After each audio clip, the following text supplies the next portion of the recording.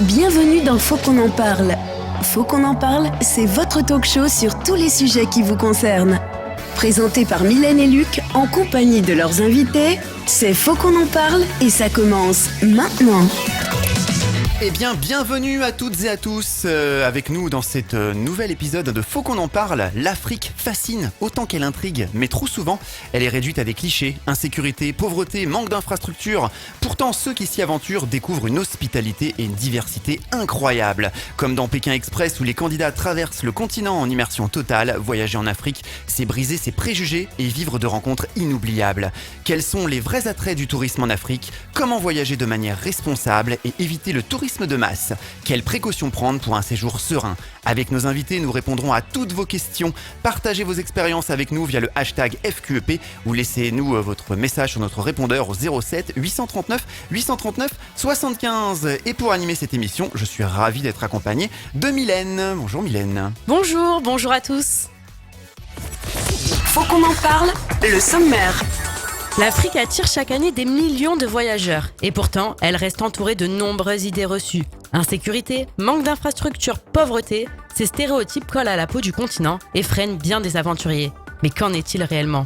Quels sont les véritables attraits du tourisme en Afrique ? Des métropoles modernes aux villages authentiques, en passant par des paysages à couper le souffle, nous explorerons les nombreuses facettes de ce continent fascinant. Tourisme de masse, miracle économique ou menace pour l'environnement et les cultures locales ? L'essor du tourisme transforme certaines régions, mais à quel prix ? Quelle alternative pour voyager de manière responsable et respectueuse des populations ? Voyager autrement, l'engagement humanitaire. De plus en plus de personnes partent en Afrique dans le cadre de missions solidaires. Mais comment distinguer les projets réellement utiles des initiatives opportunistes ? Quels sont les enjeux éthiques de ce type de voyage ? Quelles précautions prendre pour voyager en toute sécurité ? Santé, déplacement, arnaque, formalité, nos invités partageront leurs expériences et leurs conseils avec nous dans cette émission. Voyager en Afrique, au-delà des clichés, c'est tout de suite dans Faut qu'on en parle. Faut qu'on en parle, les invités. Et on reçoit aujourd'hui Margot, voyageuse solo en Afrique australe et Afrique de l'Est pendant presque 1 an et demi et fondatrice de Travel with La French, une agence de voyage sur mesure sur cette partie du continent. Bonjour Margot. Bonjour à tous, merci de m'accueillir aujourd'hui. Nous avons Kautar qui est ancienne candidate de Pékin Express qui a voyagé aussi en Afrique comme par exemple en Tanzanie. Bonjour Kautar. Bonjour tout le monde. Leïla, voyageuse solo en Afrique depuis 2021 et actuellement installée au Bénin depuis 5 mois. Bonsoir. Faut qu'on en parle, première partie. Lorsque vous avez vu le sommaire de l'émission en vidéo sur notre chaîne YouTube ou notre page Facebook, vous avez été très curieux et vous nous avez posé pas mal de questions. Commençons tout de suite cette partie avec quelques chiffres. Faut qu'on en parle, les réactions des auditeurs.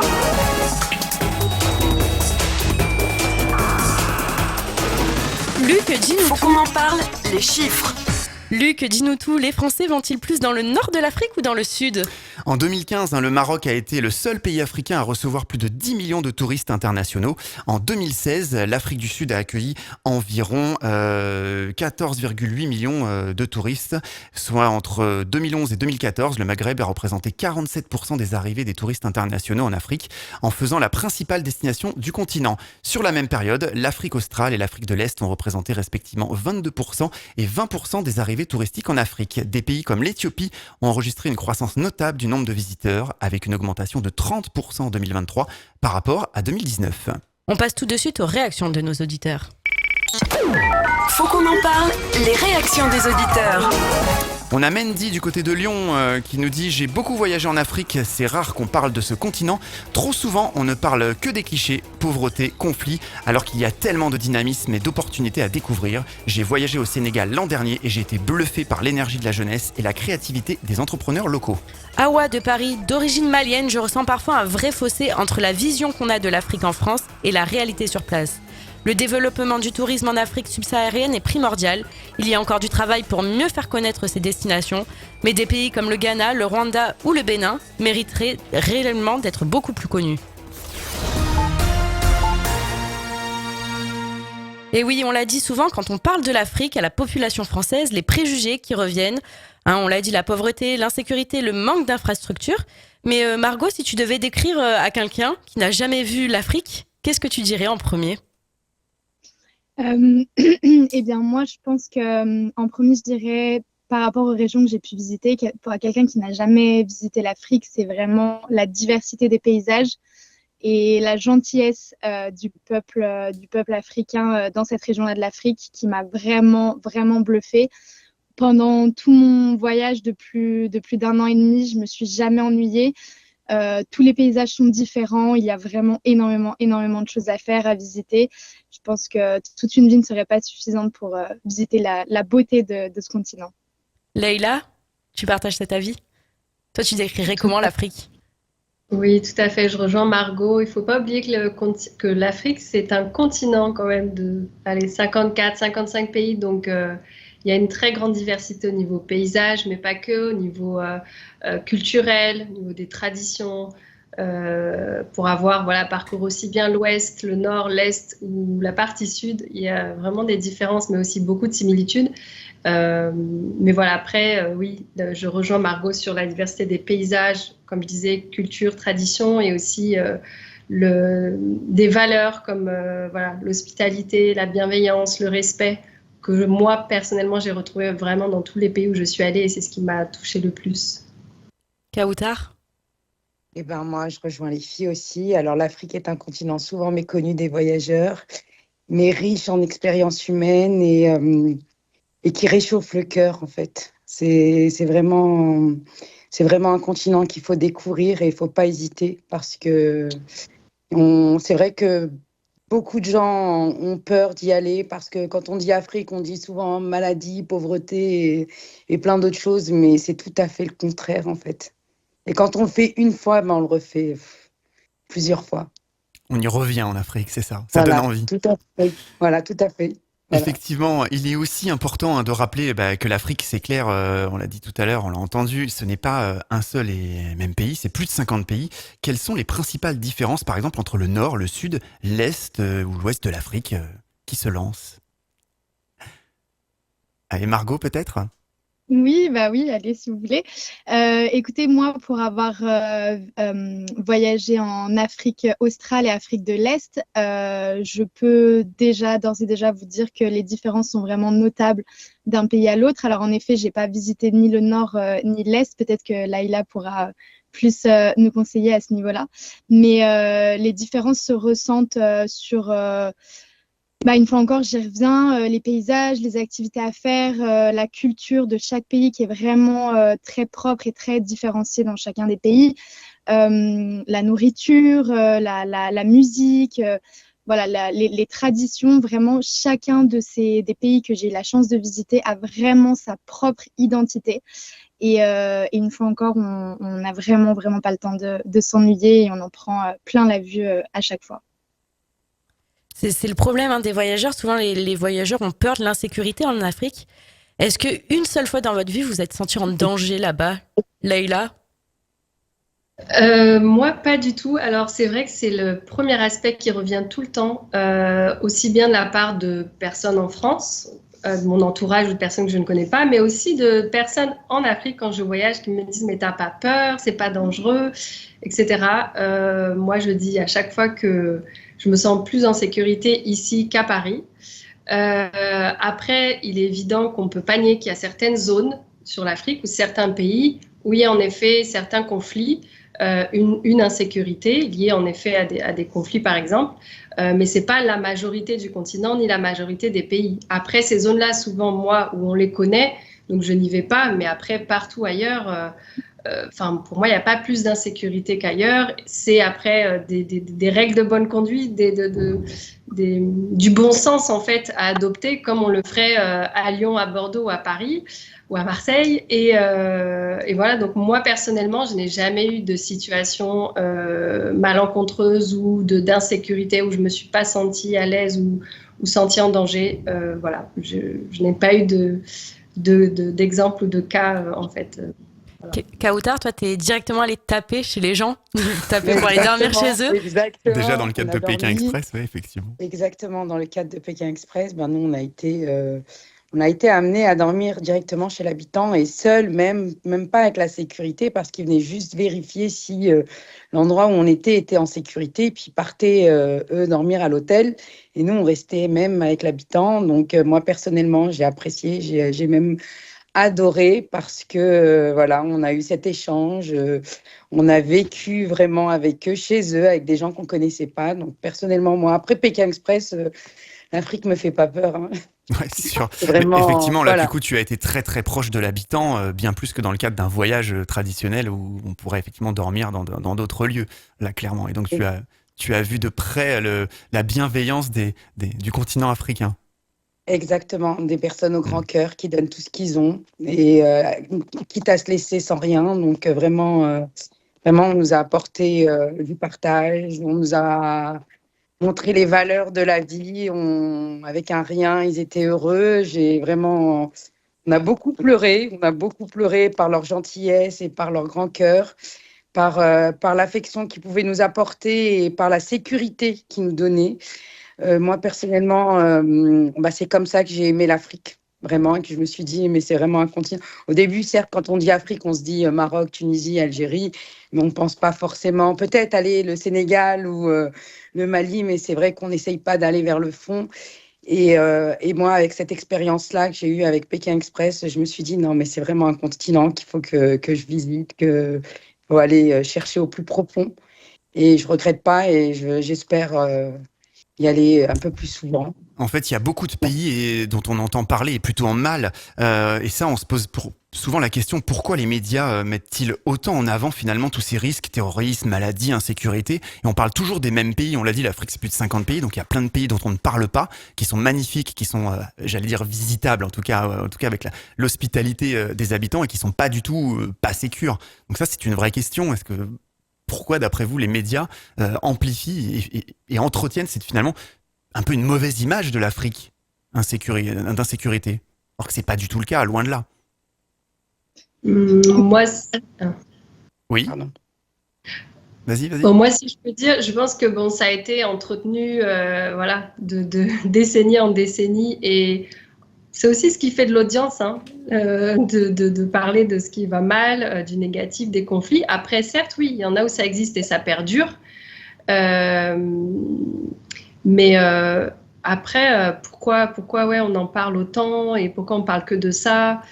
Pourquoi effectivement on n'a pas des émissions comme la nôtre où justement on met en valeur les bons côtés de l'Afrique plutôt que les mauvais qui sont finalement minoritaires dans quelques pays? Oui, il y en a qui le font à travers d'autres médias ou des documentaires ou des personnes comme nous. Mais c'est vrai que les grands médias mainstream vont montrer qu'en effet que les conflits, alors qu'il y a tout un tas de pays où vraiment c'est hyper safe.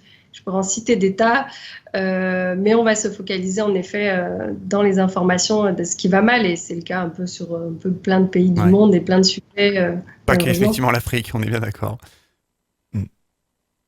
Un autre avis sur le sujet ou moi, je partage l'avis de Leïla. Je pense qu'en effet, c'est pour, c'est pour faire un petit peu du buzz, on va dire, mais que oui, bien entendu, l'Afrique, ça n'est pas que ça, et c'est surtout pas ça du tout, et que il faut aller le voir de ses propres yeux. Il faut visiter l'Afrique pour se rendre compte que il y a bien plus que de l'insécurité et des choses absolument incroyables à voir et à faire en Afrique.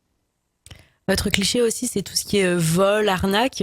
Est-ce que c'est quelque chose que vous avez pu percevoir? Est-ce que dans les grandes villes, comme ça peut être le cas, à Paris, on se fait arnaquer, on achète un souvenir 40 € au lieu de 4 €? Est-ce que c'est quelque chose qu'on retrouve en Afrique?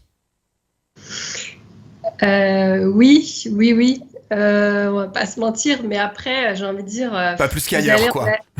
Oui. Non, mais ouais, vous allez en Asie, vous allez en Amérique du Sud, là où c'est touristique, en fait, ça va être pareil. Donc, en effet, par exemple, moi, je suis marocaine. On dit souvent qu'au Maroc, faut négocier, ça fait partie de la culture, etc.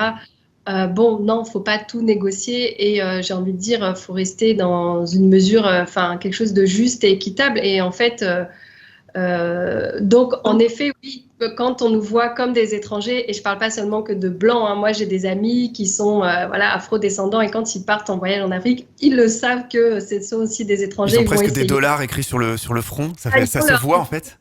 Ils vont leur donner un prix qui est 2, 3, 4 fois plus cher. Mais après, voilà, si vous estimez que vous avez envie et vous pouvez payer ce prix-là, ok. Si vous voulez partir dans une phase de négociation, c'est possible aussi parce que oui, c'est courant. Mais pour moi, personnellement, qui est aussi voyagé sur d'autres continents, pour moi, c'est sur d'autres continents, et notamment là où il y a du tourisme de masse, c'est la même chose. Donc, c'est pas pour les avis des autres. Mais... Est-ce que par exemple, il y a des vêtements ou des accessoires qui peuvent être déconseillés pour éviter d'attirer trop l'attention finalement sur soi en tant que touriste?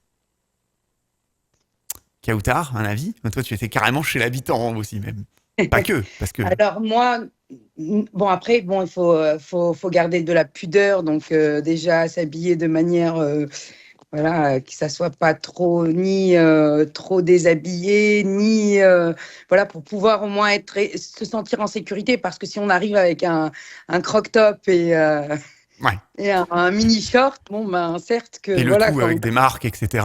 Là, on s'affiche vraiment. Non, je Non. pense pas, non, pas du tout. Non, je pense que juste là, au niveau pudeur, parce qu'on ne sait pas dans quelle famille on peut arriver, mais sinon, après le reste, non, ça ne dérange pas, en fait. La marque, il y en a qui en portent, il y en a qui en portent moins, donc ça ne dérange pas forcément, quoi. Ça attire pas plus l'attention, finalement. Non, pas du tout. Pas du tout, au contraire. Puis bon, je pense que quand on part en Afrique comme ça et qu'on arrive dans des familles qui nous donnent tout, on a envie de tout leur donner aussi en partant. Donc, du coup, moi, je sais que je l'ai vécu sur Pékin Express. Donc, on est arrivé avec nos petits foulards, nos petits accessoires, ce qu'on avait. Et puis, ben, on s'est retrouvés à donner nos radios réveil, à donner nos petits foulards parce qu'on avait envie de remercier de notre façon les gens là-bas. Mais non, moi, personnellement, quand on arrive bien habillé, ça ne pose pas forcément de problème.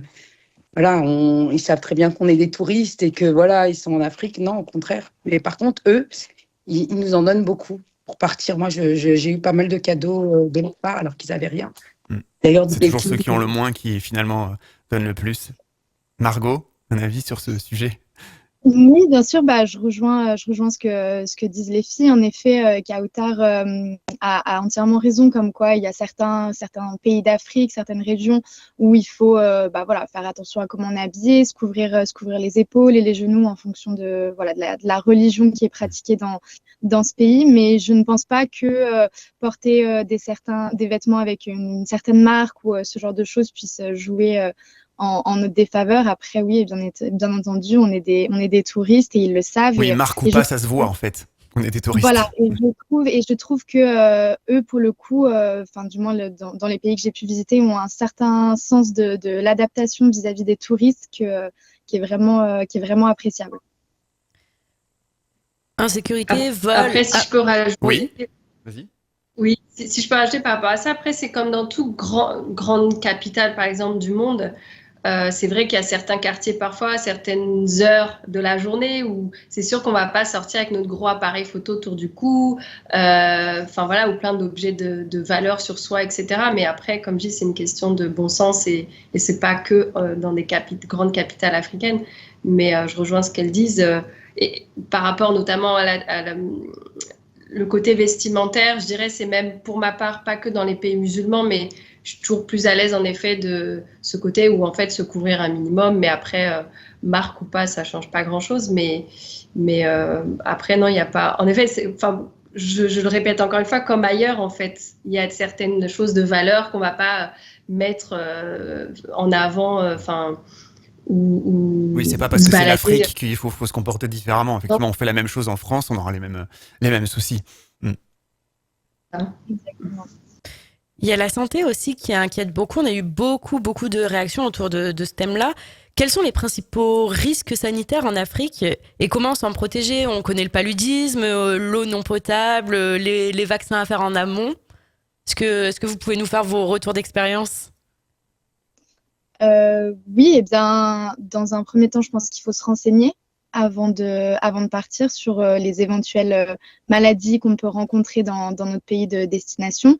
Oui, le paludisme est quelque chose qui revient très souvent sur le tapis. En effet, pareil, pour les pays d'Afrique de l'Est et de l'Afrique australe, on a certains pays où on a un fort taux de paludisme. Après, tout se soigne, entre guillemets. Nous, en tant que Français, on a la chance de pouvoir partir avec un traitement préventif que voilà, certains médecins vont recommander pour des voyages avec des destinations avec un fort taux de paludisme. Ce qu'il faut savoir néanmoins, c'est que du moins sur cette région-là de l'Afrique, eux, ils ont le traitement curatif. Et moi, ce que je conseille à tous mes clients qui partent en voyage dans une région avec un fort taux de paludisme, s'ils souhaitent prendre le préventif que leur médecin en France leur a conseillé, ils font bien évidemment ce qu'ils veulent. Néanmoins, si une fois arrivés sur place, ils décident d'avoir le curatif avec eux, chose que nous, on n'a pas en France, ils peuvent se rendre dans la première pharmacie et pour quelques euros seulement, prendre le traitement curatif avec un autotest. Et au moindre symptôme, au moindre doute, etc., ne pas hésiter à prendre le traitement. Et moi, durant mon voyage, en 1 an et demi, j'ai évidemment pas pris le traitement préventif qui est beaucoup trop lourd, on va dire, sur une aussi grande durée. Néanmoins, dans tous les pays où je me suis rendue avec un fort taux de paludisme, j'avais toujours sur moi une plaquette curative, on va dire, et un autotest. Et voilà, au moindre symptôme un petit peu anormal, je faisais le test et je n'ai jamais eu le paludisme. Et j'ai rencontré beaucoup de gens qui ont eu le paludisme et qui s'en sont très bien sortis si c'est pris à temps et que voilà, les précautions sont prises à ce niveau-là. Alors la santé, c'est bien, mais il y a aussi, quand on souhaite partir en Afrique, on doit s'informer quand même un petit peu sur la situation politique d'un pays avant de partir en voyage. Est-ce que vous avez des petits tips? Il y a des sites à aller voir ou autres, Léla, peut-être? Oui, alors bon, par exemple, le site français, alors je sais plus. Il y a un site officiel, oui, je crois, où on peut se renseigner sur la situation des pays. Oui, sauf que à prendre avec des pincettes parce que pour beaucoup de pays, c'est zone rouge. Alors que en fait ça mériterait pas d'être en zone rouge, ou alors ça va être une toute petite partie, comme par exemple le Mozambique où c'est uniquement la zone nord, ou par exemple actuellement au Bénin qui est un pays hyper safe, vraiment au nord, mais quand je dis vraiment au nord, c'est l'extrême nord, c'est-à-dire au niveau de la frontière avec le Niger et le Burkina où il se passe des choses, mais en fait aucun touriste ne va jusqu'à là-bas.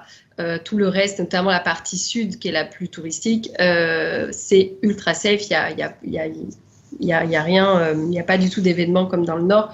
Sauf que pour ces raisons, le pays va peut-être être en zone rouge. Donc voilà, donc on peut en effet prendre quand même quelques informations sur Internet, mais pour moi, le mieux, c'est de prendre des informations auprès de, si on peut, si on a la chance de connaître des personnes ou de bouche à oreille ou sur les réseaux sociaux maintenant, on peut contacter tellement de gens. Pour moi, le mieux, c'est de contacter des gens qui sont sur place, en fait, qui y vivent. Donc, ça peut être via Instagram. Pour le coup, le Bénin, tu y es toi depuis 5 mois. Donc là, pour le coup, tu peux confirmer à tous nos auditeurs que c'est safe d'aller là où tu es. Tu es où physiquement au Bénin, d'ailleurs? Dans quelle ville? Je suis à Cotonou, donc dans la capitale économique. Mais pour moi, c'est un des pays les plus safe que j'ai fait sur le continent, vraiment. Et c'est le pays que je recommande, un des pays que je recommande pour, par exemple, un voyage solo en tant que femme. Qui auraient peur justement de voyager seule en Afrique. Mais voilà, après, à travers les réseaux, à travers des groupes Facebook de voyageurs ou d'expatriés, etc., on peut facilement avoir des informations sur la situation politique, sur la situation, si elle est stable ou pas dans le pays, quoi. Pour revenir tout à l'heure à la santé, ce qu'on disait, on parlait de l'eau non potable. Comment on gère, Kautar, les maladies liées à l'eau? Alors, comment on gère? Je sais que nous, pendant Pékin Express, on avait des petites bouteilles d'eau, donc on n'a pas eu on a eu cette chance de ne pas boire d'eau directement chez l'habitant, donc on nous laissait de l'eau. Mais comment on gère? Je sais que ça dépend de la personne et ça dépend de l'état de la personne. Je sais que, par exemple, en Afrique, moi, je suis originaire de la Tunisie et d'une petite île qui s'appelle Djerba. Et on boit l'eau de la pluie. Donc voilà, nous on récolte l'eau de la pluie qui tombe et on boit cette eau-là. Donc du coup, certes, au début, c'est des petits diarrhées. Puis après, l'organisme s'habitue. Donc du coup, tout va bien. Maintenant, en Afrique, je sais ils vont quand même les chercher dans des endroits où il n'y a pas forcément, dans des lacs, dans Ouais, c'est ce que j'allais des dire. petits... Il y a des Voilà. pays comme la Tanzanie, c'est le cas, où on voit les mamas africaines aller porter de l'eau, qui vont chercher dans une mare. Voilà. Mm. Et puis, bon, bah, je sais qu'ils filtrent ça avec des tissus pour essayer de récolter, enlever la saleté, récolter l'eau. Bah, peut-être eux, à force de boire, ils ont peut-être Ils sont cette immunisés. habitude. Donc, voilà, tout à fait, ils sont immunisés. Maintenant, moi, je sais que j'ai eu la chance d'aller en Guinée-Conakry j'ai fait un forage à la mémoire de mon père. Et c'était dans un village où il faisait 8 kilomètres pour aller chercher l'eau. Donc, j'ai fait un forage, j'ai creusé un forage. Ils sont descendus à 92 mètres et l'eau a jailli à 9 mètres. Donc, c'est qui a permis à tout le village d'avoir de l'eau. Donc, je sais que c'était festif pour eux. Donc, Ah, petite coupure avec allô. Kautar. Moi, Oui, ça coupait. c'est bon, tu es revenu. Oui. Oui, Je disais que je suis c'était revenue, festif pour eux. raison. Mm. Voilà, c'était festif, c'était la fête, ça chantait, ça dansait, ça remerciait, voilà, c'était émouvant en fait. J'en ai pleuré. Ma mère au début m'avait demandé d'emmener une bouteille avec moi parce que j'étais à distance. Voilà, mais je pensais que l'eau allait jaillir et qu'elle allait être toute marron, sableuse. Et ben non, l'eau était claire, donc on a pu en boire.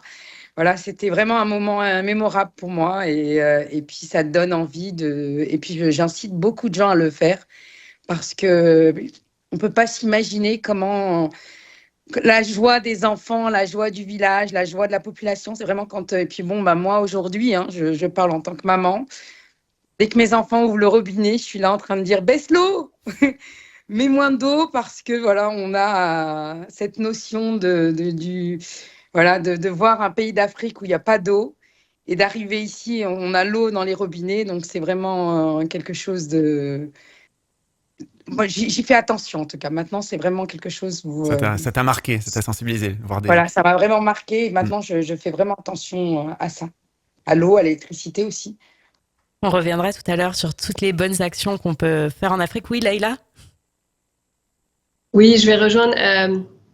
Alors, ça me parle ce qu'elle dit parce que du coup, moi, en 2019, j'étais coordinatrice de projet pour une ONG dans le secteur de l'accès à l'eau potable dans les zones isolées d'Afrique. Et donc, j'ai été dans plus de 100 villages où j'ai assisté à ces scènes-là que tu décris quand on fait un forage.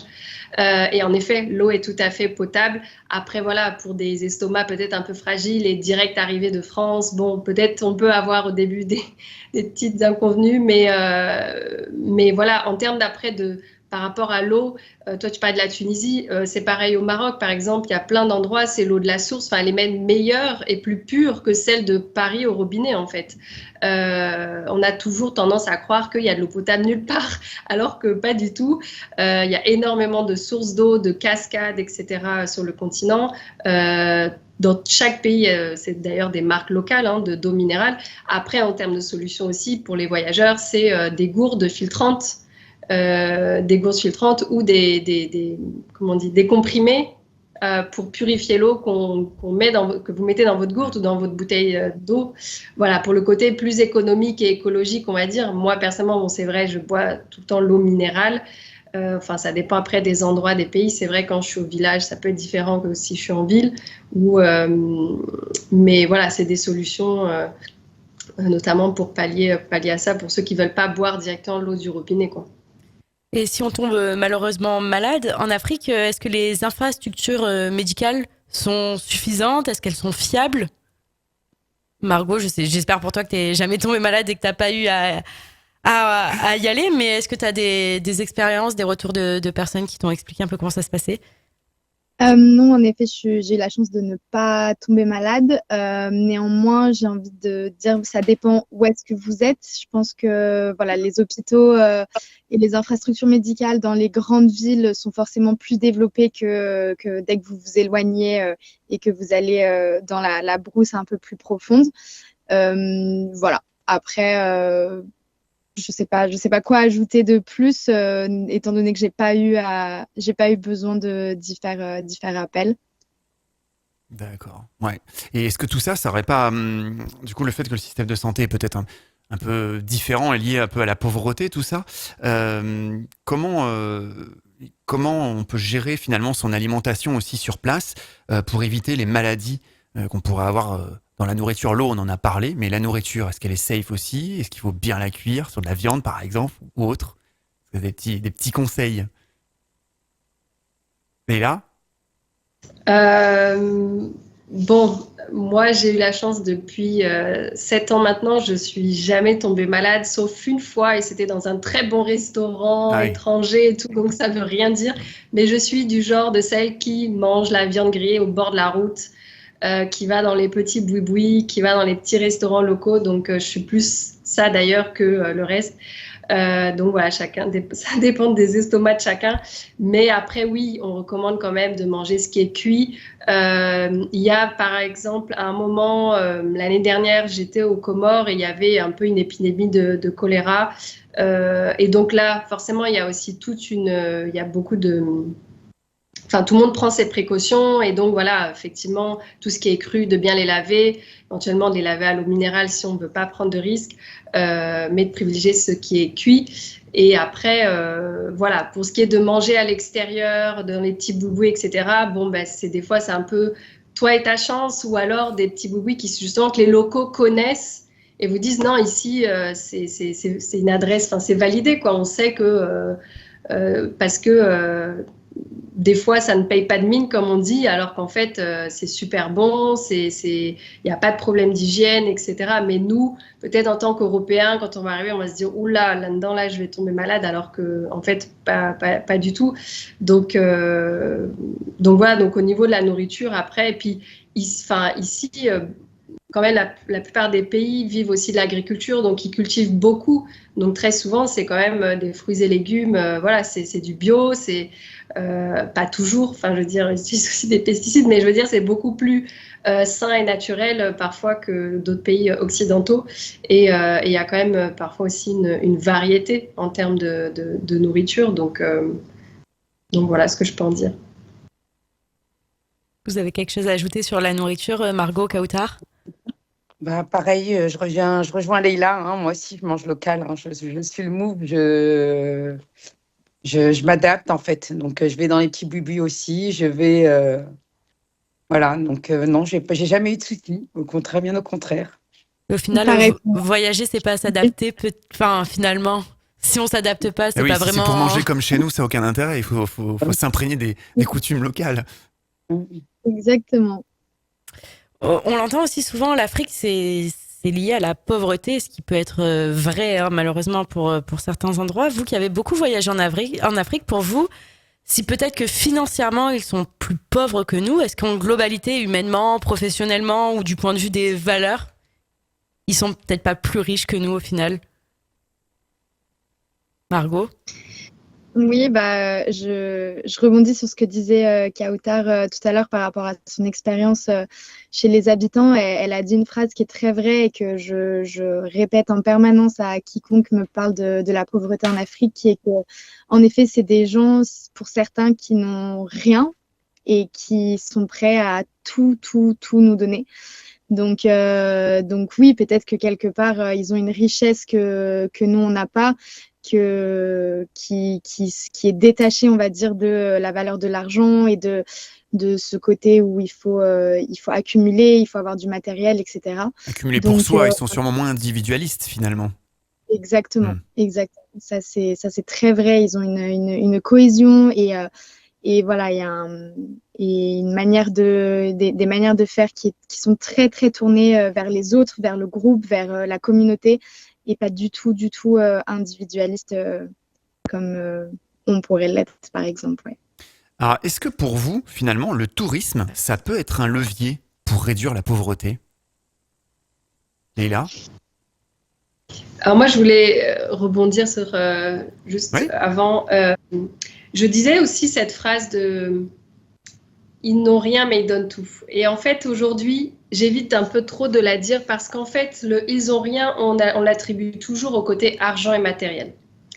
Et en fait, oui, on vit dans une société capitaliste et donc, voilà, ne rien et tout avoir, c'est toujours lié à l'argent et le matériel. Alors qu'en fait, moi, au fur et à mesure, je me rendais compte, je me disais « mais non, ils n'ont pas rien ». Parce qu'en fait, moi, j'ai été dans beaucoup de villages aussi, voilà, dormi chez des gens, etc.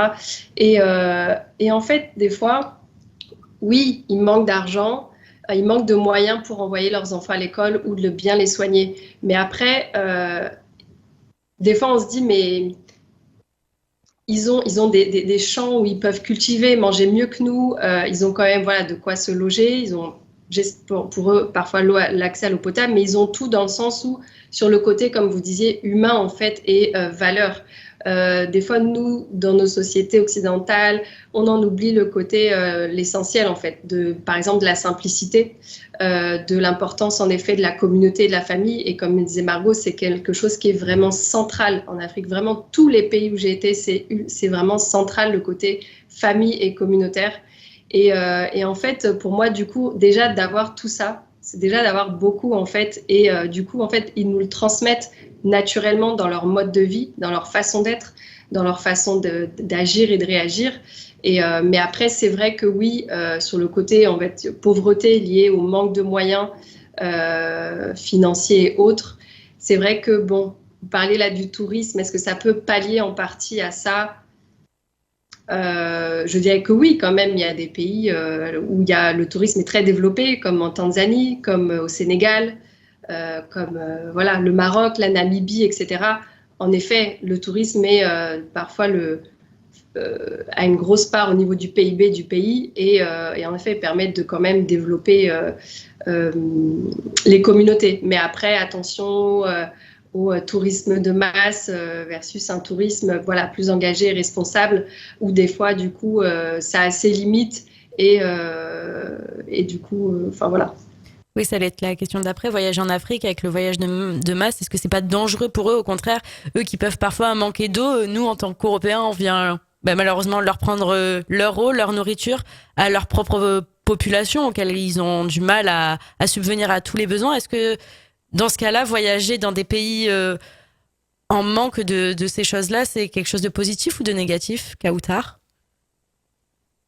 Alors, pour moi, il y a les deux. Ça peut être bénéfique, comme ça peut être aussi très compliqué. Alors moi, je parle même pas que en Afrique du Sud, hein, parce que nous, on le vit en Tunisie, surtout l'été. Nous, on est de Djerba, on est dans une petite île. Nous, l'été, on n'a pas d'eau pour se laver, on n'a pas d'électricité. On a beaucoup de coupures d'électricité parce que c'est les hôtels, c'est le côté touristique qui passe en priorité par rapport à la population. Et on en souffre aussi. Hein, on n'a pas de pâtes, on est limité à l'achat des pâtes, 2 paquets de pâtes par famille. On est limité pour le pain aussi. On a vraiment des quantités très, très restreintes. Et voilà, donc c'est vrai que le tourisme, ça apporte aussi beaucoup d'économies pour le pays. Voilà, du travail aussi, mais aussi ça peut être très compliqué sur d'autres choses en fait, parce qu'on n'est pas assez ravitaillé, puis on essaye de récupérer dans les pays voisins et puis les pays voisins des fois peuvent pas forcément fournir la Tunisie puisqu'il faut qu'ils fournissent déjà leur population à eux-mêmes. Donc oui, ça peut être un point positif comme un point négatif pour moi. Leïla, du même avis ou un avis différent ? Et oui, c'est à double tranchant. Hein. Sur un autre aspect aussi, par exemple, sur les communautés, parfois certaines ethnies ou Margot connaît, sur l'Est par exemple, les communautés Maasai, en effet, où beaucoup de touristes veulent aller rencontrer les communautés Maasai ou les communautés Himba en Namibie. Et ça a du bon et du moins bon, parce qu'en fait, ça vient aussi des fois rajouter de la pollution, par exemple, ça vient aussi un peu dénaturer aussi le côté authentique de ces ethnies, ça vient aussi... ça a aussi son revers du coup un peu plus destructeur et négatif, mais en même temps, en effet, ça apporte de l'emploi, ça apporte en effet une certaine économie locale. Donc, Margot, toi du coup qui a peut-être vu ces tribus-là que Leïla parlait. Tout à fait. Oui, non, je rejoins ce que disaient les filles. En effet, le tourisme va apporter beaucoup d'emplois dans ces pays-là, aux communautés locales, etc. Et après, je pense que c'est à chacun et à chacune en tant que voyageur là-bas de faire preuve de bon sens et d'éviter au maximum si on sent que quelque chose est un petit peu louche et n'est pas forcément bon pour les locaux, pour la population, etc. Même si, je sais pas, c'est quelque chose d'instagrammable ou ce genre de choses, c'est à chacun d'avoir du bon sens et de se dire, bon, bah là, je pense que c'est pas bien que je contribue à ça et de passer son chemin. Alors pour clôturer un petit peu cette partie avant de parler de la diversité des paysages surtout et des cultures, est-ce qu'il y a des risques bien plus réels finalement que tous ces préjugés qu'on cite depuis tout à l'heure, insécurité, pauvreté ou autres en Afrique? Leïla? Des risques bien plus réels, Autres, ouais. Ouais. autres que Ou ceux Margot, qu'on a Kauta, cités. ouais. Non, il y en a pas? Peut-être qu'il y en a pas. Hein. Moi, je dirais que le risque, c'est qu'on vienne une fois et que la seule chose qu'on ait envie de faire, c'est d'y retourner une seconde fois. Ouais, ça c'est un risque comme Le risque, Kautar, effectivement. à tout le monde, vous êtes piqué par l'Afrique. On est piqué Une par réponse l'Afrique et on y revient après, c'est ça? On peut plus s'en Voilà, passer après. exactement. C'est Donc, tellement on s'en un grand continent et plein de pays à visiter, effectivement. ça. Allez, Enfin, oui, vas-y, c'est la Kautar. joie, c'est la joie. Moi, j'ai eu la chance de faire la Cannes l'année dernière en Côte d'Ivoire.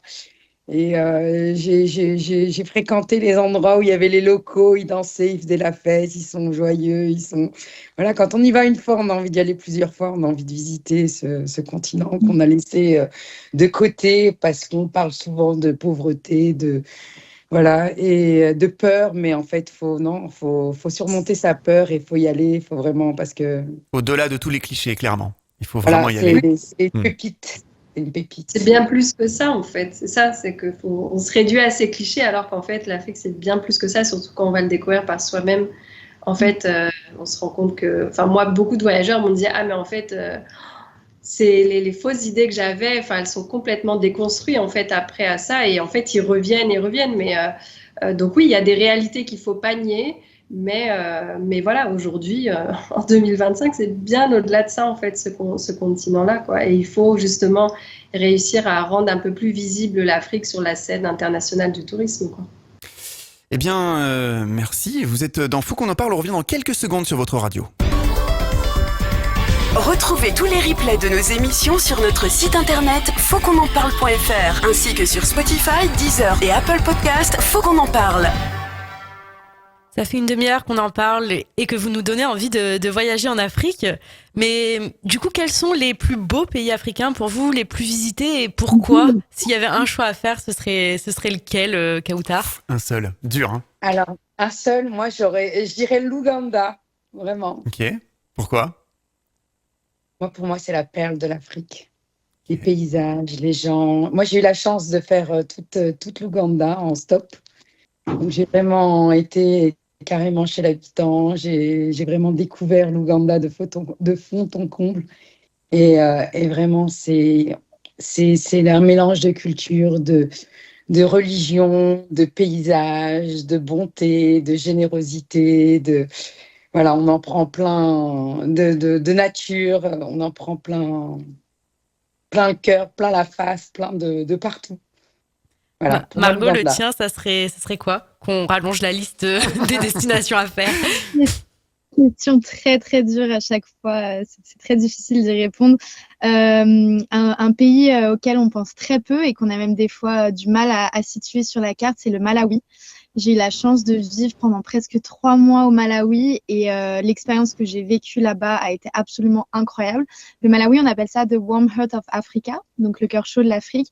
Et c'est vrai que les habitants du Malawi sont le peuple le plus accueillant que j'ai jamais vu de ma vie. J'ai été reçue là-bas tout de suite. Je faisais partie de chez eux, quoi. J'étais vraiment au sein de leur communauté, etc. Et partout où j'allais, c'est des sourires, c'est des grands bonjours, et comment ça va, et qu'est-ce que tu fais, pourquoi tu voyages ici. Enfin, vraiment, un peuple tellement, tellement accueillant qui nous fait nous sentir bien, qui nous fait aussi, en tant que femme voyageuse solo, nous faire sentir en sécurité. Et au-delà de ça, le Malawi regorge d'une richesse complètement insoupçonnée, entre le lac, entre les safaris, entre la montagne, les cultures de thé, les cultures de café, les cultures de fruits, de légumes. Enfin, vraiment, c'est un pays qui mérite tellement, tellement, tellement d'être découvert et qui, du coup, pour le coup, est encore vraiment peu touristique et qui a toutes ses chances. Toutes ses chances et je crois fort dans le Malawi pour le faire découvrir au plus grand nombre d'ici peu. Mais Pas voilà. trop Et en quand plus de même, ça, faut pas que ça devienne du tourisme pas de trop masse, quand même. tu vois. Non, non, surtout pas. Mais Oui. en plus de ça, le climat il est vraiment très agréable toute l'année. Il y a une saison des pluies qui est relativement légère et voilà, ni trop humide, ni trop sec. Enfin, c'est le Malawi, quoi. Leïla, le tien? C'est marrant, j'allais parler du Malawi aussi, j'en ai parlé hier Trop d'ailleurs à tard. quelqu'un. Margot te l'a pris. Mais tu peux la J'adore le rejoindre. pays, mais, voilà, mais ce qu'elles disent les filles sur l'Ouganda et le Malawi, en fait, je pourrais l'attribuer à tellement d'autres pays, enfin à tous les pays que j'ai fait en fait. Même le surnom, le nom qu'on donne au Malawi, pour moi, je pourrais le donner à bien d'autres, où j'ai ressenti exactement ce qu'elles ont ressenti aussi. Et je n'arrive jamais à répondre à cette question. Si je devais en choisir un, vraiment, c'est... C'est dur. Ouais, j'ai beaucoup de mal. J'ai beaucoup de mal. Là, maintenant, il n'y en a pas forcément un qui me vient. Ou alors, si, je pourrais dire le Bénin, où je suis. Le Bénin aussi, qui est assez méconnu. Finalement, tous, tu peux pas les sélectionner. Ils sont vraiment, voilà. Ouais. Mm. Mais pareil, ouais, le Bénin, qui est un tout petit pays, alors qui commence un peu plus à se faire connaître depuis un an, 2 ans. Mais et il y a aussi beaucoup de préjugés sur ce pays, notamment sur le vaudou, qu'on diabolise beaucoup et qu'on attribue à la magie noire, alors que ce n'est pas ça du tout, du tout. Mais voilà, pareil, diversité de paysages, aussi bien la mer, les lagunes, les lacs, la montagne, une diversité au niveau de tradition et culture, voilà, une richesse culinaire et des gens vraiment adorables aussi. Donc voilà, c'est difficile d'en choisir un. Souvent, quand on me dit lequel t'as préféré, je n'arrive jamais à répondre et je pourrais jamais y répondre en fait, à vrai dire. Alors justement, pourquoi finalement l'Afrique, elle est souvent réduite à des images juste de safari et de savane, alors que finalement, on est en train d'en parler un petit peu, là, on dévoile, ces paysages sont extrêmement diversifiés. Quel est le paysage que vous avez préféré là-bas? Allez, Margot, vas-y, tu te lances un paysage comme ça. Qu'est-ce que tu es? Ah bon, Autre qu'un safari et une savane. ça me permet de me soulager par rapport à la question d'avant, qui est la Namibie. Ah, moi, la Namibie, Ah oui. ça m'a vraiment, vraiment transporté. N'importe qui a la chance de pouvoir faire un road trip en Namibie, parce que ça se visite par la route, saura de quoi je parle. Donc, la Namibie, c'est composé de 7 déserts. Tous ont une couleur différente. En l'espace de quelques heures, on peut passer du désert rouge au désert rose, au désert jaune, blanc, gris. Et vraiment, une fois encore, la Namibie n'est pas non plus qu'un désert. On a quelques parcs dans lesquels on peut voir des animaux à travers voilà, un petit peu plus la brousse, on va dire. Mais que ce soit les dunes de sable, la côte, ou une fois encore même la capitale Windhoek, vraiment la Namibie, moi, c'est ce qui m'a vraiment transportée. À chaque 10 km en voiture, je me rappelle faire oh, mais c'est magnifique, mais c'est pas possible, mais c'est trop beau. Alors qu'on pourrait penser qu'un désert, c'est la même chose tout du long, c'est-à-dire rien. Ça te surprend, ça t'a surpris, c'est ça? Des paysages différents, d'un seul coup, hop, tu dis ça change de couleur, un autre désert, et on s'en prend encore plein la vue. Exactement, ouais. Leïla, toi, ça serait quoi un paysage? Encore piquer le pays, je voulais dire la Namibie. Tous. Alors, parmi les paysages les plus beaux que j'ai vus, c'était la Namibie aussi. En effet, c'est moi aussi. J'étais tout le temps waouh. J'avais l'effet waouh tout le temps, du matin au soir, du nord au sud, de l'est en ouest. C'est assez incroyable. Après, oui, c'est vrai qu'on réduit souvent l'Afrique au safari, alors qu'en fait, qui n'est pas un paysage, hein, mais enfin, du coup, on en découvre les paysages à travers les safaris. Alors qu'en fait, il y a des pays, par exemple, le Cameroun aussi, il y a tellement, c'est tellement différent du nord au sud. En Afrique de l'Ouest aussi, il y a des paysages lunaires incroyables. Si je devais en citer un, j'aurais peut-être pas cité il y a quelques années, c'est le Maroc. En fait, j'y vais depuis toute petite, vraiment depuis que je suis née, chaque année. Et c'est seulement en 2021, quand j'ai entrepris mon tour d'Afrique, que j'ai vraiment découvert le Maroc toute seule en road trip du nord au sud, d'est en ouest. Et là, j'étais choquée. Je me suis dit, ah ouais, on a quand même des paysages comme ça. Donc, beaucoup de touristes, en effet. Le Maroc est devenu première destination touristique en 2024. Mais les gens vont beaucoup dans les villes, vont beaucoup à Marrakech. Oui, c'est ce que j'allais dire. C'est ça, ils restent dans les clichés des villes marocaines, Marrakech. Alors, toute la région de l'Atlas, donc qui est la plus grande chaîne montagneuse de l'Afrique du Nord, qui va jusqu'en Tunisie, si je ne me trompe pas, elle traverse un peu l'Algérie jusqu'en Tunisie. C'est juste incroyable. Pareil, on traverse sur des fois 50 km, on est d'un paysage qui a complètement changé. Dans une forêt de pins, par exemple, après on va arriver à des montagnes rouges, après des montagnes plus dans les tons vert, marron. J'avais été surprise de vraiment la grande diversité des paysages et pareil, des fois des paysages qui ressemblaient des fois à des canyons américains. J'ai vécu aux États-Unis et du coup, je revoyais des paysages, pas pour rien aussi qu'il y ait des films là-bas, Hollywood, qui sont tournés au Maroc. Mais voilà, du coup, impressionnant. Et puis bon, le désert, mais le désert en effet du Sahara, mais le désert rocheux aussi, il y a la montagne, la mer. Et du coup, voilà, moi j'adore dans un même pays avoir cette diversité-là en termes de paysages et des paysages assez fabuleux, quoi. Kautar, ton paysage? Alors, mon paysage, moi, ça a été la Guinée-Conakry. Ça a été pendant mon voyage humanitaire, puisqu'on a fait quand même toute la Guinée. Donc, ce paysage, puis on passe de paysages à des souks avec plein de gens, de la population, et puis on traverse la Guinée. Moi, perso, c'était magnifique. C'est magnifique. Bon, après, c'est vrai que dans ces pays d'Afrique, on a souvent les yeux qui s'écarquillent et on voit de beaux paysages, la nature, c'est magnifique.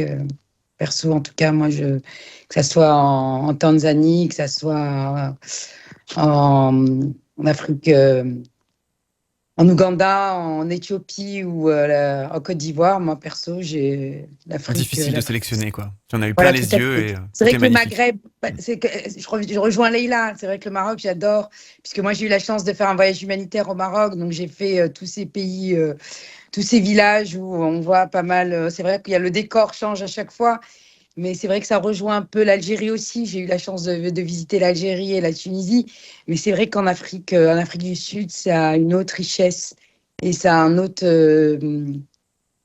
On voit les choses différemment parce que c'est vrai que l'Afrique du Nord, ça se rapproche à l'Europe, un peu le Maroc, l'Espagne, c'est un peu similaire. Finalement, c'est le côté un peu riche de l'Afrique, finalement. Voilà, tout à fait. On a ce confort dans l'Afrique du Nord, on a ce confort qu'on peut trouver en Espagne, au Portugal, en Italie ou autre. Mais c'est vrai que en Afrique du Sud, on peut dormir dans des cases, on peut dormir dans on a différentes solutions et différents décors, différents. Leïla? Margot voulait. Allez-y. Je rebondissais juste, en effet. Après, oui, en Afrique subsaharienne, c'est vrai que tout de suite, dès qu'on va, c'est vrai que dans l'Afrique du Nord, on ne parle pas forcément de brousse. Et c'est vrai qu'en Afrique subsaharienne, que ce soit à l'est, vers le sud ou en Afrique centrale ou autre, c'est vrai que dès qu'on va hors des sentiers battus, dans la brousse, et que ce soit en saison des pluies, où c'est très vert, que même en saison sèche, où du coup, la végétation est des fois, c'est vrai, très, très sèche. Mais ça donne un certain charme. Et c'est vrai qu'après, quand on découvre aussi les habitations, des fois la terre rouge, moi j'adore les pays où il y a cette terre ocre, cette terre rouge, marcher sur cette terre rouge, j'adore ça. Et on le retrouve dans beaucoup de pays du continent où dès que ça devient un peu aussi montagneux, etc., c'est vrai que on est très vite transporté dans un autre monde. Et s'ajoute à ça, les gens, des fois leur façon de s'habiller, les traditions, leur habitation, les couleurs. C'est très coloré l'Afrique. On en prend plein les yeux à ce niveau-là, que ce soit les couleurs des paysages, mais les couleurs aussi de leur façon de s'habiller, dans ce qu'on mange. Donc voilà. Mais je laisse la parole à Margot qui voulait rajouter quelque chose. Je voulais juste casser un petit peu les clichés par rapport au safari qui, pour rappel, est une activité et non pas un paysage. Et moi qui ai la chance du coup de faire des safaris dans tous les pays que j'ai pu visiter, ce que j'aime à dire, c'est que aucun safari ne se ressemble, c'est-à-dire que vous soyez en Namibie ou en Afrique du Sud ou en Tanzanie, au Kenya, peu importe, à partir du moment où vous allez faire l'activité safari, vous ne verrez jamais les mêmes paysages, même les animaux sont différents. En Namibie, les éléphants vont être gris, au Kenya, ils vont être rouges, justement de par cette terre que tu décrivais, Laïla, et aucun paysage ne se ressemble lorsqu'on décide de partir dans la savane pour faire le safari. Ouais. On a parlé nature. Côté plage, pour ceux qui aiment l'eau ou cascade, qu'est-ce qu'il y a à faire en Afrique? Alors, Tout encore. C'est pour ça ceux qui veulent des plages paradisiaques avec l'eau turquoise, etc., il n'y a pas que Zanzibar. Même si Zanzibar, moi, je partais avec beaucoup d'a priori à cause du tourisme de masse et j'y ai passé la première fois parce que j'y suis allée l'année d'après, 3 mois, mais vraiment en mode vie locale. J'étais chez des familles, enfin vraiment vie locale et en effet, ils ont des belles plages. Mais alors, il y a un autre pays pas très loin où j'y ai passé 2 mois et demi en 2023 et 5 mois l'année dernière, c'est les îles Comores.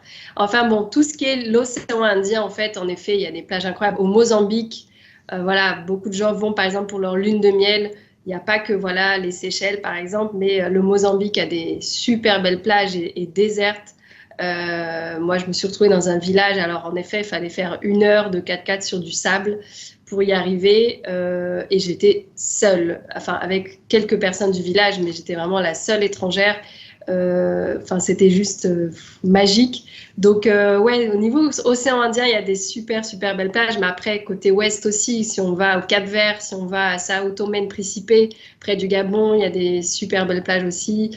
Je veux dire, au Sénégal, etc. Mais c'est vrai que pour ceux qui recherchent le côté sable blanc, eau turquoise, etc., bon, c'est plutôt du côté est avec l'océan Indien. Et voilà, et donc en Tanzanie, Kenya, il y a des super belles plages. Donc voilà. Et les îles Comores, qui pour moi, du coup, sont pas très touristiques, mais qui ont des sables, voilà, avec le sable blanc, la roche noire et l'eau turquoise. Enfin, c'est juste magique, quoi. Margot? Oui. En effet, je rejoins Leïla du coup sur le Mozambique. C'est vrai que le Mozambique, où justement, qui est encore un pays où il n'y a pas tant de tourisme que ça, on peut se retrouver sur des plages absolument paradisiaques, à perte de vue, avec les cocotiers, avec le sable blanc, l'océan Indien qui est entre 26 et 28 degrés toute l'année. Et ce que j'aime aussi au Mozambique, c'est qu'il y a des spots de plongée absolument magnifiques pour ceux qui aiment la plongée, où vous avez la possibilité de voir les baleines pendant la saison des baleines, de voir des raies, de voir voilà, des requins, etc., ce qui est vraiment sympa. Mais si vous ne faites pas de plongée, vous pouvez aussi tout simplement prendre votre masque et votre tuba et aller voir les poissons. Et c'est vrai que les plages au Mozambique sont absolument paradisiaques. Ouais. Kautar? Moi, j'ai fait Zanzibar, j'ai adoré. Des plages Mais bon, ça magnifiques. change pas. Voilà, magnifique, juste incroyable. Après, j'ai fait la Côte d'Ivoire aussi, j'ai bien aimé. Mais bon, bah, j'ai pas eu la chance de trop me baigner en Afrique, en dehors de la Côte d'Ivoire et Zanzibar. Peut-être un petit peu en Guinée. Et puis bah, après, voilà, hein, moi, nous, Djerba, c'est une île, donc on a des belles plages déjà. Et du point de vue culture, tout à l'heure, je crois que c'est Laïla qui parlait des habits, etc. Qu'est-ce qu'il y a de beau à découvrir? On parle souvent des marchés.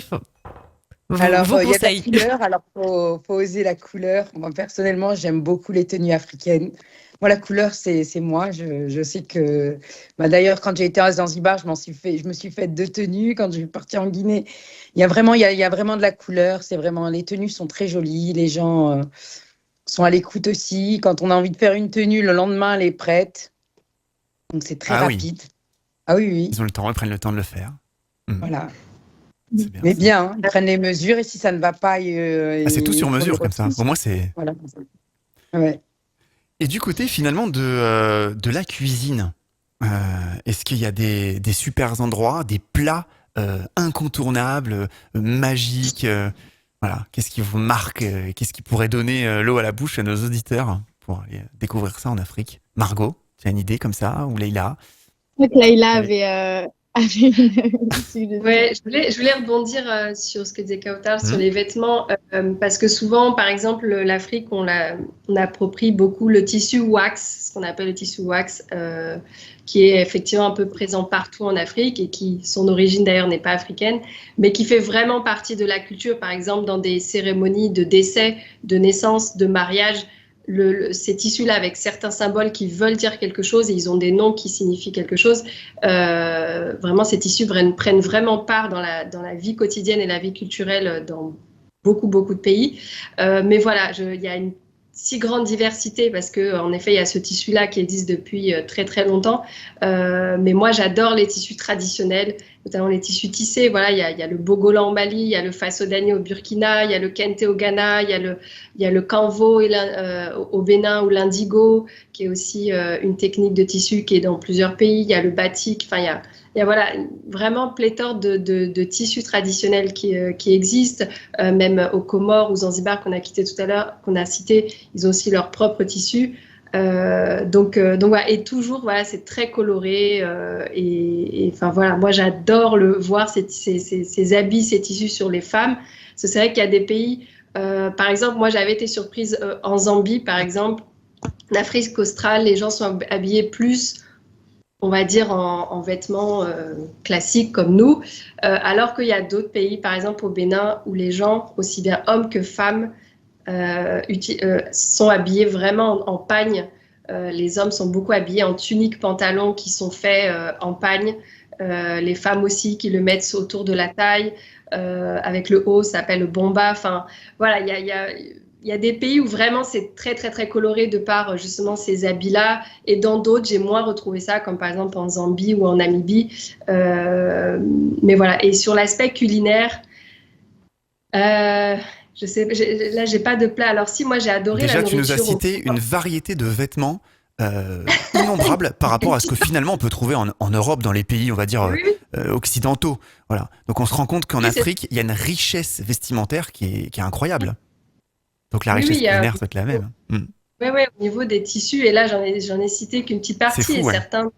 certains même sont vraiment pas connus. Il y a un tissu aussi en Côte d'Ivoire tissé, parce que aussi c'est pas des fois des tissus qui sont dans les habitudes vestimentaires de toute la population, qu'on va retrouver des fois que dans une petite région. Mais il y a une grande diversité au niveau de cet artisanat-là. Et après sur le culinaire, bon, pareil, hein, c'est très diversifié.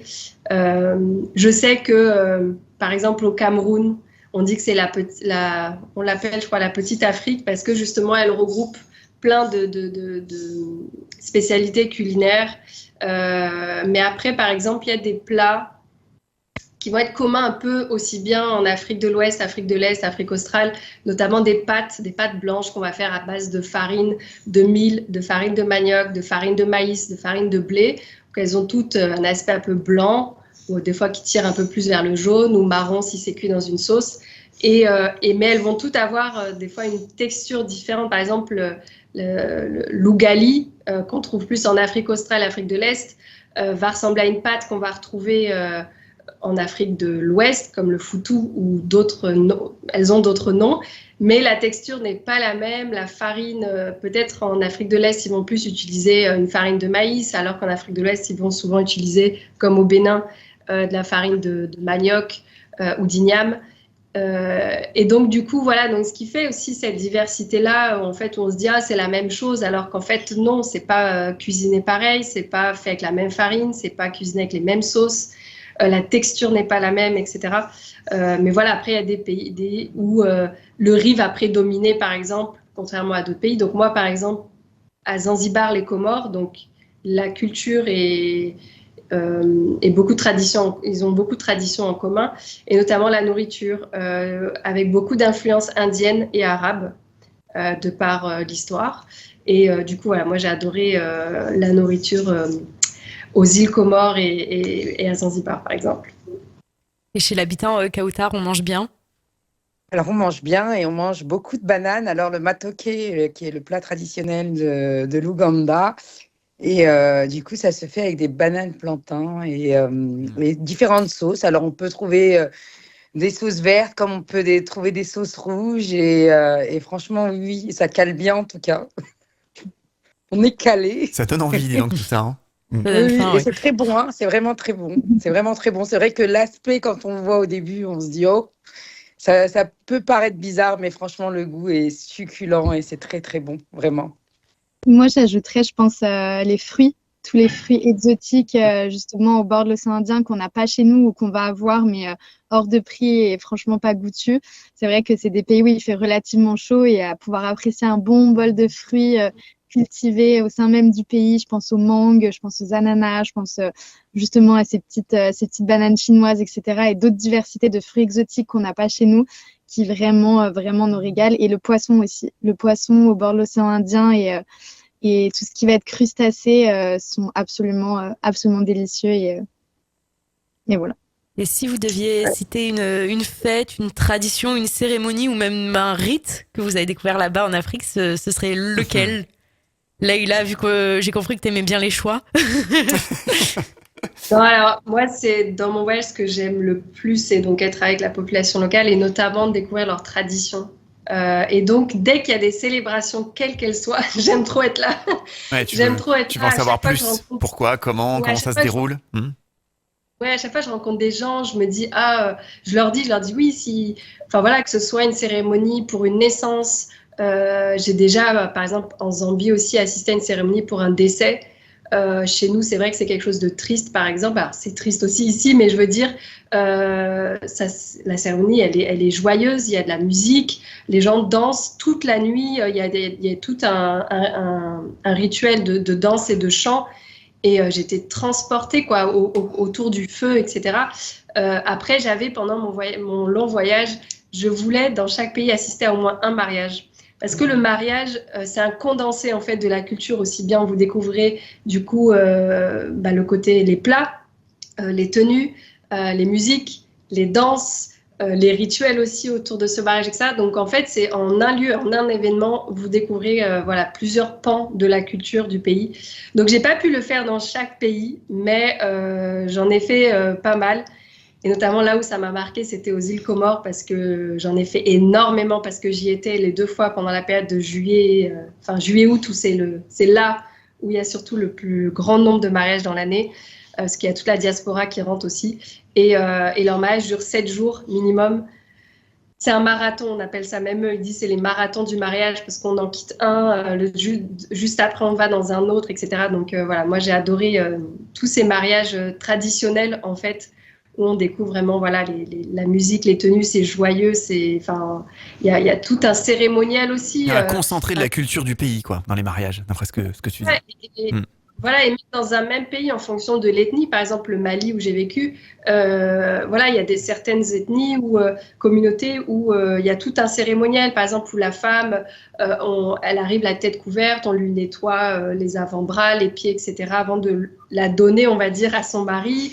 Et puis après, où les cousines, les amis, les sœurs de la mariée négocient avec la famille du mari pour la dot, ou alors des fois c'est les 2 familles face à face et c'est les oncles qui... il y a tout un processus comme ça qui est un mélange aussi qui se fait dans la joie, qui se fait dans la bonne humeur et qui sont incroyables à découvrir, quoi. Donc vraiment, moi, les mariages, j'ai adoré, mais j'ai pu assister, comme je disais, à la cérémonie de décès ou pour la naissance d'un enfant au Sénégal, dans le Sénégal oriental, dans le sud-est. Et à chaque fois, c'est toujours impressionnant de découvrir du coup leur tradition et rituels, quoi. Margot, une fête, rite, quelque chose à découvrir là-bas? Alors, j'ai pas eu la chance, comme Leïla, de voir des mariages. Ce qui me vient là comme ça, c'était Pâques, quand j'étais au Malawi. Donc, en effet, c'est une fête très, très importante pour eux. Donc, pendant plusieurs jours, tout le monde va être dehors, tout le monde va chanter. Vraiment, que ce soit les femmes, les hommes, les enfants, ils sont tous habillés pareil, alors avec des couleurs et des motifs différents en fonction des différents villages. Mais vraiment, c'est du chant, c'est de la danse. Et au-delà d'une fête ou d'une cérémonie en particulier, je dirais que si vous aimez la musique et que vous aimez la danse, vraiment, l'Afrique vous serait servie parce que c'est toujours des chants très joyeux, des danses où ça bouge beaucoup, etc., où ça nous donne envie de bouger aussi, même si on ne sait pas quoi faire de notre pied, nos mains et tout ça. Donc vraiment, l'Afrique, c'est la musique. Néanmoins, il y a une cérémonie à laquelle j'aimerais beaucoup assister, qui est au mois d'octobre au Rwanda. Alors, j'ai la chance d'aller au Rwanda en avril, mais donc pas en octobre, qui est une cérémonie qui va réunir énormément de personnes, voire même des fois des célébrités un petit peu du monde entier, pour donner des prénoms aux nouveaux bébés gorilles qui sont nés pendant l'année. Et apparemment, c'est vraiment quelque chose à faire une fois dans sa vie. Donc souvent, c'est fin septembre, début octobre. Mais voilà, ça, c'est une cérémonie à laquelle j'aimerais beaucoup assister. Leïla? Ouais, je voulais rebondir dans le cadre aussi de voyages, pour les voyageurs qui souhaitent découvrir l'Afrique. Il y en a beaucoup aussi qui veulent ou on peut recommander en fait aussi de se caler son voyage par rapport justement à des grandes cérémonies comme ça du pays. Je pense à l'Eswatini par exemple où j'ai été fin août, début septembre. Il y a aussi une grande cérémonie qui a lieu avec le roi et toutes les jeunes filles et vierges du pays. Enfin voilà. Et ça attire aussi des touristes parce que c'est des grands événements en fait. Presque nationaux en fait et je trouve ça super. Ou comme par exemple ici au Bénin, le mois dernier il y a eu la fête tous les 10 janvier, il y a la fête du vaudou et donc là depuis 2 ans il y a les Vaudou Days qui est du coup un format sur 3 jours et qui attire des millions de visiteurs des 4 coins du monde. Donc ces fameux Vaudou Days existent depuis 2 ans ou 3 ans et voilà et du coup c'est incroyable de découvrir vraiment, qu'est-ce que c'est la culture, la spiritualité vaudou? On découvre du coup des cérémonies, des danses, des chants, etc. Et donc, voilà, donc beaucoup de voyageurs aussi, pour ceux qui sont férus vraiment de découvrir la culture et les traditions, peuvent aussi organiser leur voyage en fonction de ces grandes cérémonies. Et tu parlais de la fête de Pâques, c'est pareil, je ne suis pas de confession chrétienne, mais j'avais un rituel, c'est que dans chaque pays, j'adorais aller voir des messes. Et en fait, voilà, ça n'a rien à voir avec les messes qu'on peut connaître en France, à part peut-être des messes catholiques, oui, qui vont ressembler un peu plus, mais sinon, il y a plein de branches de christianisme qui existent en Afrique. Et moi, je l'ai fait dans tous les pays où j'ai été. Et à chaque fois, j'étais impressionnée, ouais, de par... et notamment, c'est à chaque fois, comme elle le disait Margot, très joyeux. C'est toujours dans les chants, la danse, etc. Et on a envie de prendre part à ça. Et donc voilà, donc pour des voyageurs qui aimeraient aller en Afrique, n'hésitez pas, que vous soyez chrétien ou pas chrétien, en fait, si c'est quelque chose, à assister, en fait. Des fois, c'est pas dans des églises conventionnelles comme nous on pense. Des fois, c'est juste une petite maison, petite case en terre, comme j'ai pu faire par exemple en Namibie, et où on nous a fait danser autour, on nous a fait danser à l'intérieur, etc. Donc voilà, ça peut être aussi un aspect de découverte culturelle possible, en fait, ce genre de cérémonie liée aussi à la religion, quoi. Et en fait, en plus, ils sont hyper... en fait, vous soyez musulman, athée, bouddhiste, chrétien, en fait, ils s'en foutent, en fait, parce qu'il y a vraiment une grande... ici, on en parle beaucoup au Bénin, par exemple, du syncrétisme religieux. Et en fait, peu importe d'où vous venez, de quelle couleur vous êtes, de quelle religion vous êtes, ils vous accueillent vraiment dans leur église ou dans n'importe quelle cérémonie qu'ils ont, quoi. Et c'est ça qui est incroyable, quoi.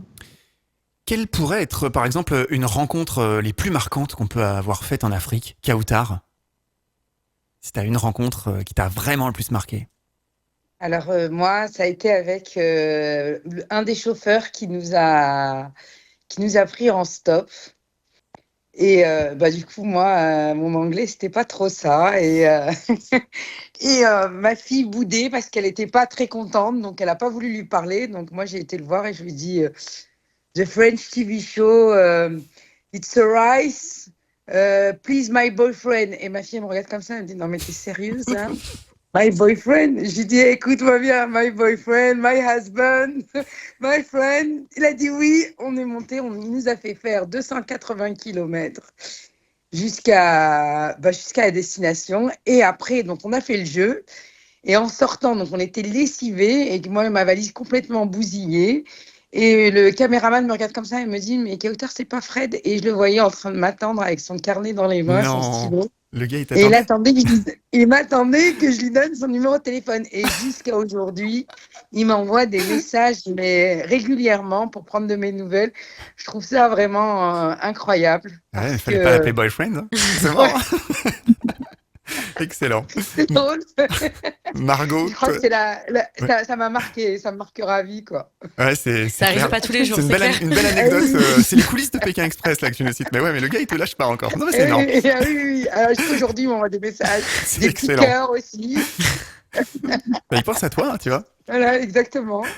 Margot, toi, une rencontre marquante. Oui, bah, écoutez, c'est vrai que c'est dur de choisir aussi parce que pour moi, chaque rencontre avec les locaux, etc., c'est tellement source d'émotions, c'est tellement source de partage, c'est très, très, voilà, c'est très, très riche en tout ça, en émotions fortes. Donc, j'ai pas envie de choisir une rencontre en particulier. Néanmoins, si je pouvais m'adresser peut-être à une partie de votre audience un peu plus jeune, un peu plus voyageuse, backpackeuse, pour avoir voyagé seule, donc en sac à dos en Afrique pendant 1 an et demi, sachez qu'il y a beaucoup, beaucoup, beaucoup de voyageurs solo en Afrique et que, bah, après, je pense que c'est valable dans n'importe quel pays, mais que chaque rencontre avec ces voyageurs du monde entier, etc., font vraiment des instants magiques, des instants privilégiés qui font que, bah, en fait, on se sent moins seul. On n'est jamais vraiment seul quand on voyage solo. Donc, plutôt que de choisir une rencontre vraiment en particulier avec des locaux qui m'ont toutes vraiment marqué, je dirais qu'il y a une communauté de backpackers en Afrique, dans cette région-là de l'Afrique, de voyageurs solo et que voilà, si vous décidez de prendre votre sac à dos et d'aller voyager dans cette région-là du monde, vous ne serez jamais seul et qu'il n'y a pas que l'Asie et qu'il n'y a pas que l'Amérique du Sud pour voyager en sac à dos. Leïla? Ouais, je rejoins ce que dit Marco. C'est vrai que moi aussi, du coup, je suis une voyageuse solo en sac à dos.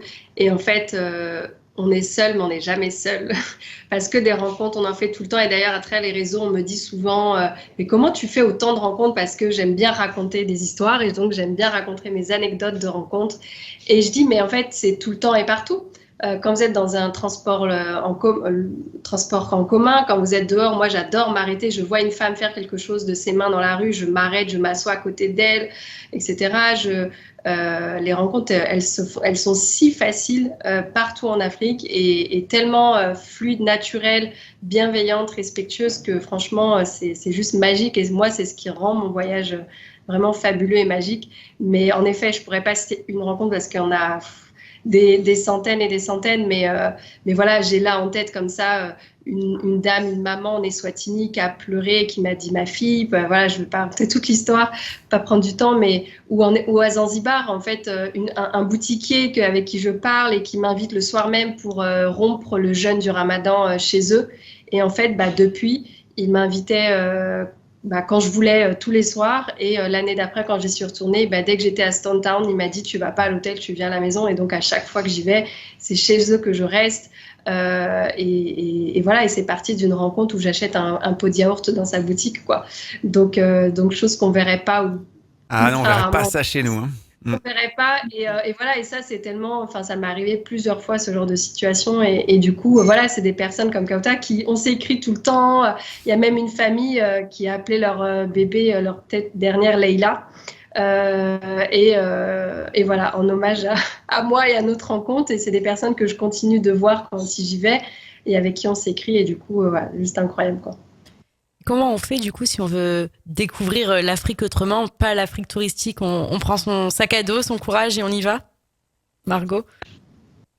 Ah bah je sais pas parce que tout le monde n'a pas la chance comme Laïla et moi avons pu l'avoir d'avoir beaucoup de temps devant soi. C'est vrai que moi j'ai beaucoup apprécié la chance que j'ai eue de me dire bon bah tel pays, j'ai pas simplement 2 semaines pour le visiter, je vais avoir 1 mois, voire 2 mois, voire 3 mois en fonction du visa.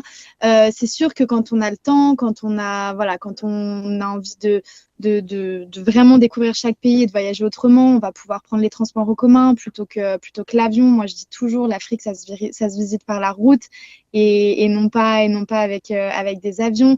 Prendre le temps de manger dans les petits restaurants locaux et pas les grosses chaînes plus internationales.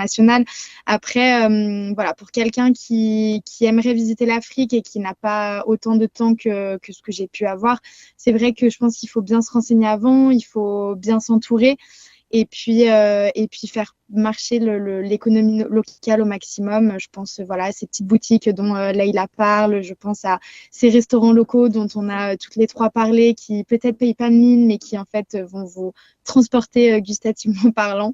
Et puis essayer au maximum de prendre le temps et d'apprécier, de pas être dans la précipitation il faut à tout prix qu'on visite ça, qu'on visite ça, qu'on visite ça. Je trouve que des fois, ça vaut le coup de faire l'impasse sur certaines activités qui, pour le coup, peuvent être très, très touristiques pour se recentrer sur des choses moins connues et qui, en fait, valent vraiment, vraiment le détour.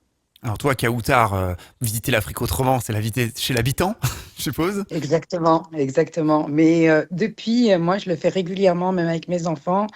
Moi, je pense qu'on peut s'octroyer de belles vacances tout en consacrant 1 ou 2 jours à faire des visites d'école, des visites de village, essayer d'apporter le peu qu'on peut. Moi, je sais que quand je voyage, souvent, on a le droit à beaucoup de bagages. Donc, je limite un peu mes bagages et puis j'essaye de prendre des choses à distribuer là-bas.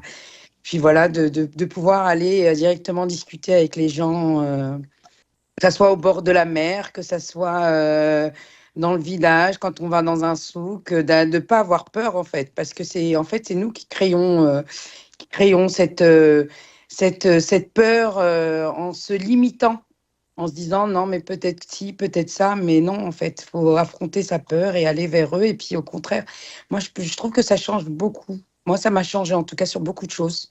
Quand je suis revenue, on se plaint moins. Mais pareil pour mes enfants, on se plaint moins. On se contente du peu qu'on a. On remercie Dieu de la chance qu'on a, surtout aussi, de pouvoir être en bonne santé, de pouvoir manger à notre faim, de pouvoir avoir un toit, de pouvoir se chauffer, de se laver. Voilà, il y a beaucoup de choses. Moi, je trouve que ce continent permet aux gens de voir la vie autrement. Leïla, pour clôturer cette partie, après on passera dans notre seconde partie d'émission sur comment on va bien préparer un voyage en Afrique. Alors Leïla, ton avis sur ça? Ouais, je rejoins complètement ce que dit Kautar, hein, c'est complètement ça. Après, oui, comme disaient les filles, on peut, c'est vrai, quand on voyage sur une longue durée, en effet, on peut vraiment s'immerger, prendre le temps de rencontrer, etc. Mais même sur 2 semaines de vacances, en fait, c'est ce que nous veut faire de notre voyage en fait. Il suffit c'est dans les transports en commun, c'est comme elle dit, sur la plage, c'est dans la rue, c'est chez le boutiquier du coin, et les gens en fait viennent facilement vers nous. Mais c'est vrai qu'en France, on est beaucoup dans la peur, on parle pas aux gens, même quand quelqu'un nous demande l'heure, voilà. On a l'impression que je sais pas ce qu'on demande. Ouais. Et c'est vrai que moi, à chaque fois que je suis rentrée en France, en fait, j'ai eu ces automatismes que j'avais en Afrique de dire bonjour tout le temps. Ici, c'est bonjour, comment ça va, tout le temps, entre inconnus, pas inconnus, enfin tout le temps. Et du coup, je l'ai fait automatiquement, naturellement en France. Et même une fois, il y avait une vendeuse, elle m'a dit, mais on se connaît. J'ai dit non, parce que je lui demandais comment ça allait. Et voilà, et même pendant les confinements. Même pendant les confinements, quand je suis rentrée du Mali, ça a été dur pour moi. Et donc, j'habitais après dans un petit village. Et voilà. Et en fait, j'allais me balader avec ça à faire. Et du coup, je parlais aux gens dans la rue, je parlais à mes voisins. Et je dis, on se connaît même pas entre voisins, en fait. Donc, être en Afrique, c'est vraiment... on se connaît tous, quoi. Dans le village, tout le monde se connaît. Les gens se parlent. Et chose qu'on ne fait pas... Enfin, qui se perd, en fait, chez nous, en France, par exemple.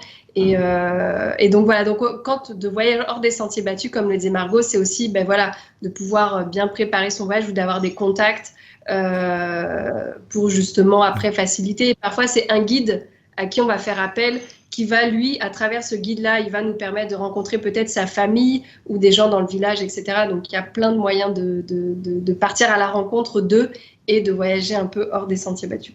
Eh bien, justement, tout ça, c'est une superbe introduction. On se retrouve dans quelques secondes sur votre radio pour la seconde partie de notre émission où on va vous parler des conseils et l'inspiration pour un voyage réussi en Afrique. Réagissez 7 jours sur 7, 24 heures sur 24 à toutes nos émissions sur notre répondeur non surtaxé, le 07 839 839 75 et sur les réseaux sociaux avec le hashtag FQEP. Faut qu'on en parle, seconde partie. Comment bien préparer son voyage sur ce vaste continent? Les questions autour des voyages humanitaires, c'est toutes les réponses qu'on va vous apporter tout de suite dans Faut qu'on en parle. Faut qu'on en parle, les chiffres. Luc, justement, est-ce que tu peux nous parler des voyages humanitaires en Afrique ? Le voyage humanitaire en Afrique suscite un intérêt croissant. 4270 personnes ont effectué une mission de volontariat international en 2022. C'est une augmentation de 26% par rapport à l'année précédente. L'Afrique demeure la première destination des volontaires français, avec des pays comme le Sénégal, Madagascar, le Maroc en tête des choix. Ce sont principalement les filles, 62%, et très qualifiées, 73% des volontaires étant titulaires d'un master. Une étude révèle que 40% des Français n'ayant jamais participé à une mission humanitaire souhaiteraient s'engager dans un tel voyage, une aspiration qui a été renforcée depuis la crise du Covid-19. Et pour continuer ce débat, voici quelques réactions que vous nous avez laissées avec le hashtag FQEP et sur notre répondeur le 07 839 839 75. Faut qu'on en parle, les réactions des auditeurs. On a Marion, ancienne volontaire au Sénégal. Partir en mission humanitaire en Afrique a été une expérience inoubliable. J'ai passé 6 mois au Sénégal à travailler avec une association locale sur l'éducation des enfants. Mais j'ai vite compris que l'aide doit être bien pensée. Il ne s'agit pas juste de venir aider, mais d'apprendre des populations locales et de collaborer avec elles. Claire, 22 ans, étudiante en droit humanitaire. J'aimerais tellement partir en mission humanitaire en Afrique. C'est un projet qui me tient à cœur depuis des années. Mais quand j'ai commencé à me renseigner, j'ai été choquée par les prix demandés par certaines associations. Payer plusieurs milliers d'euros pour aider, c'est absurde. Avant de parler des voyages humanitaires, on va parler de préparer son voyage. Ce soir, on a 2 expertes sur la préparation du voyage en Afrique. On a Margot, qui est la fondatrice de Travel with La French, une agence de voyage sur mesure sur l'Afrique australe et l'Afrique de l'Est. Et Leïla, qui est travel planner avec Ubuntu. C'est comme ça qu'on dit, Leïla ? Ubuntu Africa Adventure. Voilà, donc concrètement, comment on fait pour préparer son voyage en Afrique, juste par exemple pour les vacances ? Comment on commence par quoi ? Eh ben, déjà, il faut connaître ses dates de vacances parce qu'en effet, les dates vont avoir un impact probablement sur la destination, à moins que vous ayez une destination en particulier en tête. Et dans ce cas-là, il va falloir adapter vos dates de vacances parce que oui, il y a des saisons des pluies, il y a des saisons sèches, des saisons humides, etc. Donc, en fonction de vos attentes, de vos envies, déjà dans un premier temps, les dates vont être importantes, ouais. Leïla ? Oui, tout à fait, ouais, parce que et aussi les dates en fonction de si on veut justement être un peu en haute saison ou pas dans le pays. Enfin, si on veut éviter la haute saison, je pense à Zanzibar par exemple, où il y a des périodes peut-être à éviter si on veut qu'il n'y ait pas trop de monde, comme éviter juillet, août ou décembre, janvier. Mais après aussi savoir comme on l'a dit, l'Afrique c'est très diversifié, il y a plein de choses à faire, plein de choses à découvrir. Donc ça dépend d'être au clair en fait avec ses envies et son budget, parce que du coup c'est en effet pas le même budget de voyager en Namibie que de voyager au Malawi ou au Bénin, ou au Maroc. Donc ça va dépendre de son budget, de ce qu'on a envie. Si c'est plus, en effet, découverte de la faune et de la flore, plus une découverte culturelle, plus les plages que les montagnes, etc. Et puis après, à voir si c'est aussi un voyage qu'on veut organiser par soi-même, ou en effet faire appel à une agence qui nous organisera tout le programme, tout le circuit, ou un entre-deux, comme par exemple avec une travel planner comme moi, où c'est d'avoir quelque chose qui est... de repartir avec un itinéraire, un programme, des contacts, des activités, etc. Mais qu'après, d'avoir une certaine encore flexibilité et autonomie sur place, si on veut changer le programme, si on veut changer l'itinéraire, la durée sur une étape, etc. Donc c'est de savoir déjà comment on a envie d'organiser ce voyage. Et puis voilà, et après, c'est différent aussi si on est en solo, en famille, en couple, de partir avec des enfants aussi en bas âge.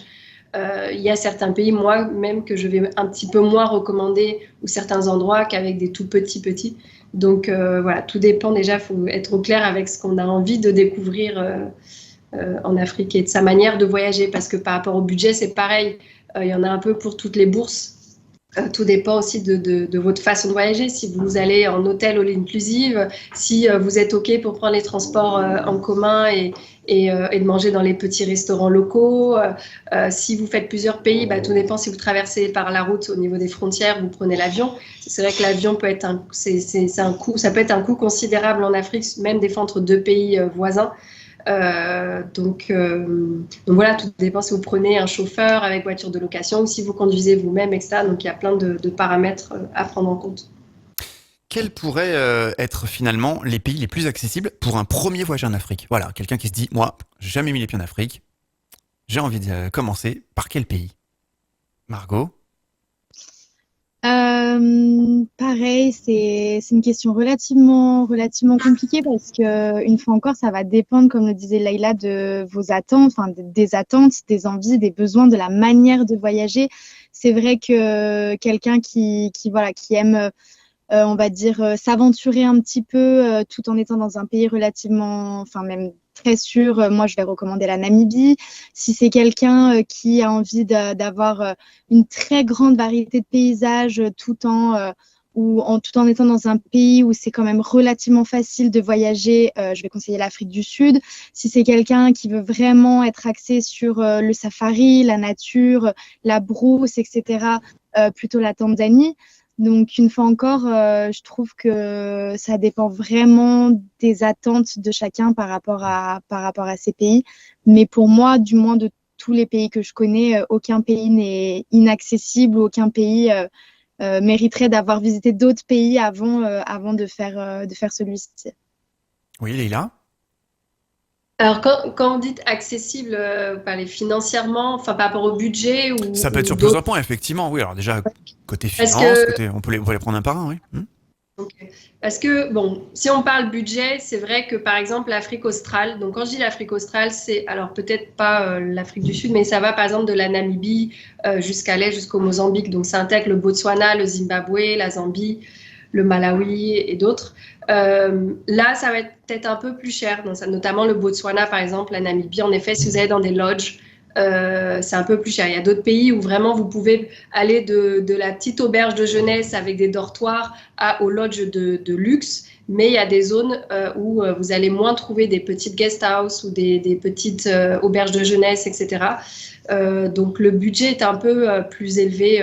Alors pas tous les pays de l'Afrique australe, mais une partie. Après, bon, l'Afrique centrale. Pareil, c'est moins touristique, donc quand il y a moins d'infrastructures, le peu qu'il y a, ça peut être cher ou pas dans un confort qu'on souhaite. Mais voilà, et après, il y a l'accessibilité, en effet, certains pays où ça va être des longs voyages avec 2 escales, etc. Donc, il y a ça aussi à prendre en compte. Il y a aussi les visas. Il y a des pays, en effet, où on a un visa à l'arrivée ou alors pas de visa du tout, et puis d'autres où il faut faire une demande avant, alors soit dans une ambassade ou en ligne, il faut compter un temps d'attente, et puis on n'est pas sûr que le visa soit accepté, mais bon, on a ce privilège, c'est pas heureusement, malheureusement, enfin ce privilège, et il ne faut pas l'oublier, souvent on n'a pas de refus de visa, enfin c'est quand même beaucoup plus rare que dans l'autre sens, malheureusement. Donc voilà, donc après, en pays accessible, ouais, tout dépend. C'est vrai que pour un budget, je dirais, alors, enfin, intermédiaire ou moyen, il y en a plein. En effet, il y a le Sénégal, il y a le Bénin, il y a bon, l'Afrique du Nord, il y a le Malawi, la Tanzanie, l'Ouganda, enfin, il y en a plein. Après, c'est vrai que par exemple, en safari, c'est pareil, ceux qui rêvent de faire un safari, mais qui n'ont pas un budget énorme, et ben, je ne conseille pas, par exemple, la Tanzanie, parce qu'en Tanzanie, et pareil, en Tanzanie, ça peut aller du simple au triple, au quadruple.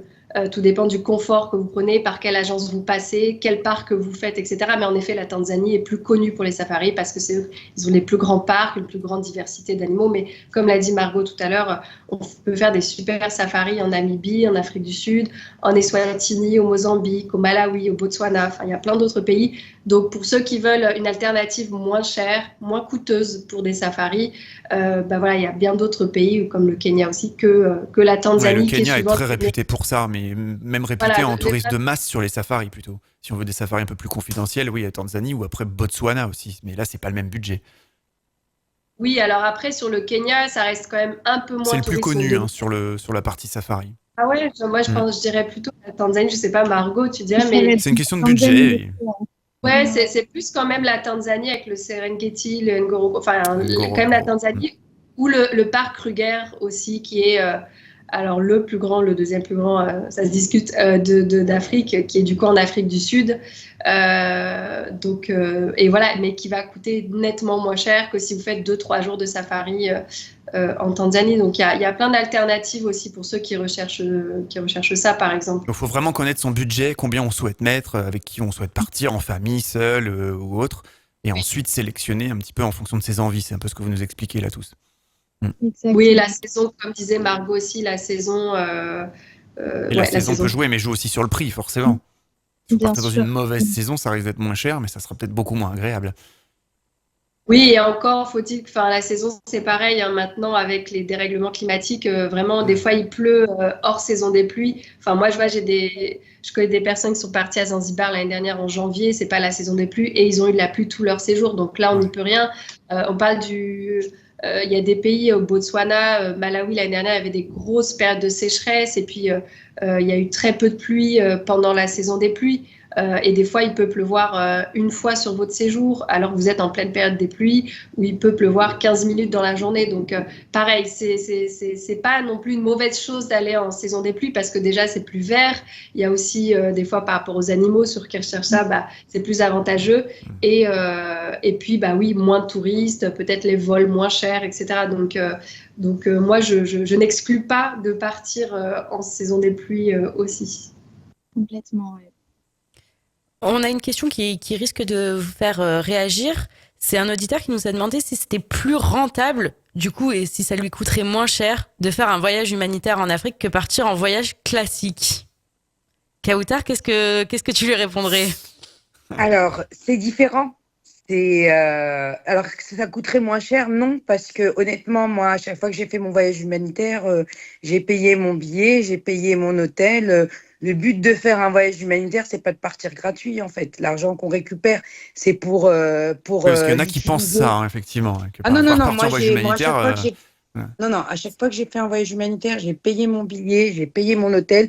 S'il y avait des hôtels à prendre, sinon on dormait dans les orphelinats ou même chez les gens qu'on allait aider, mais sinon, notre voyage n'est pas payé par l'association. Hein. Parce que ce serait dommage, déjà moi personnellement, je ne l'accepterais pas, qu'on récolte de l'argent qui est récolté chez des personnes qui n'ont peut-être pas, eux, forcément les moyens, mais qui veulent aider pour limite aller me taper des vacances. Voilà, que certains essayent d'en profiter. Hein. C'est un peu moi, c'est le sens de cette question de l'auditeur. Ouais.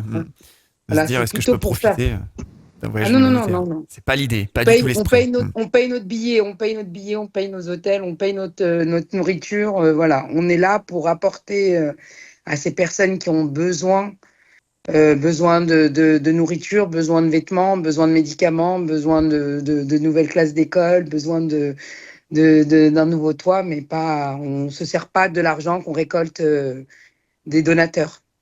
Leïla, quelque chose à... Oui, pour moi, il n'y a pas une question de rentabilité dans ça ou de se dire ça me coûterait moins cher, parce que déjà le but n'est pas le même en fait. Un voyage, on y va pour rencontrer les gens, découvrir des paysages, faire des activités, etc.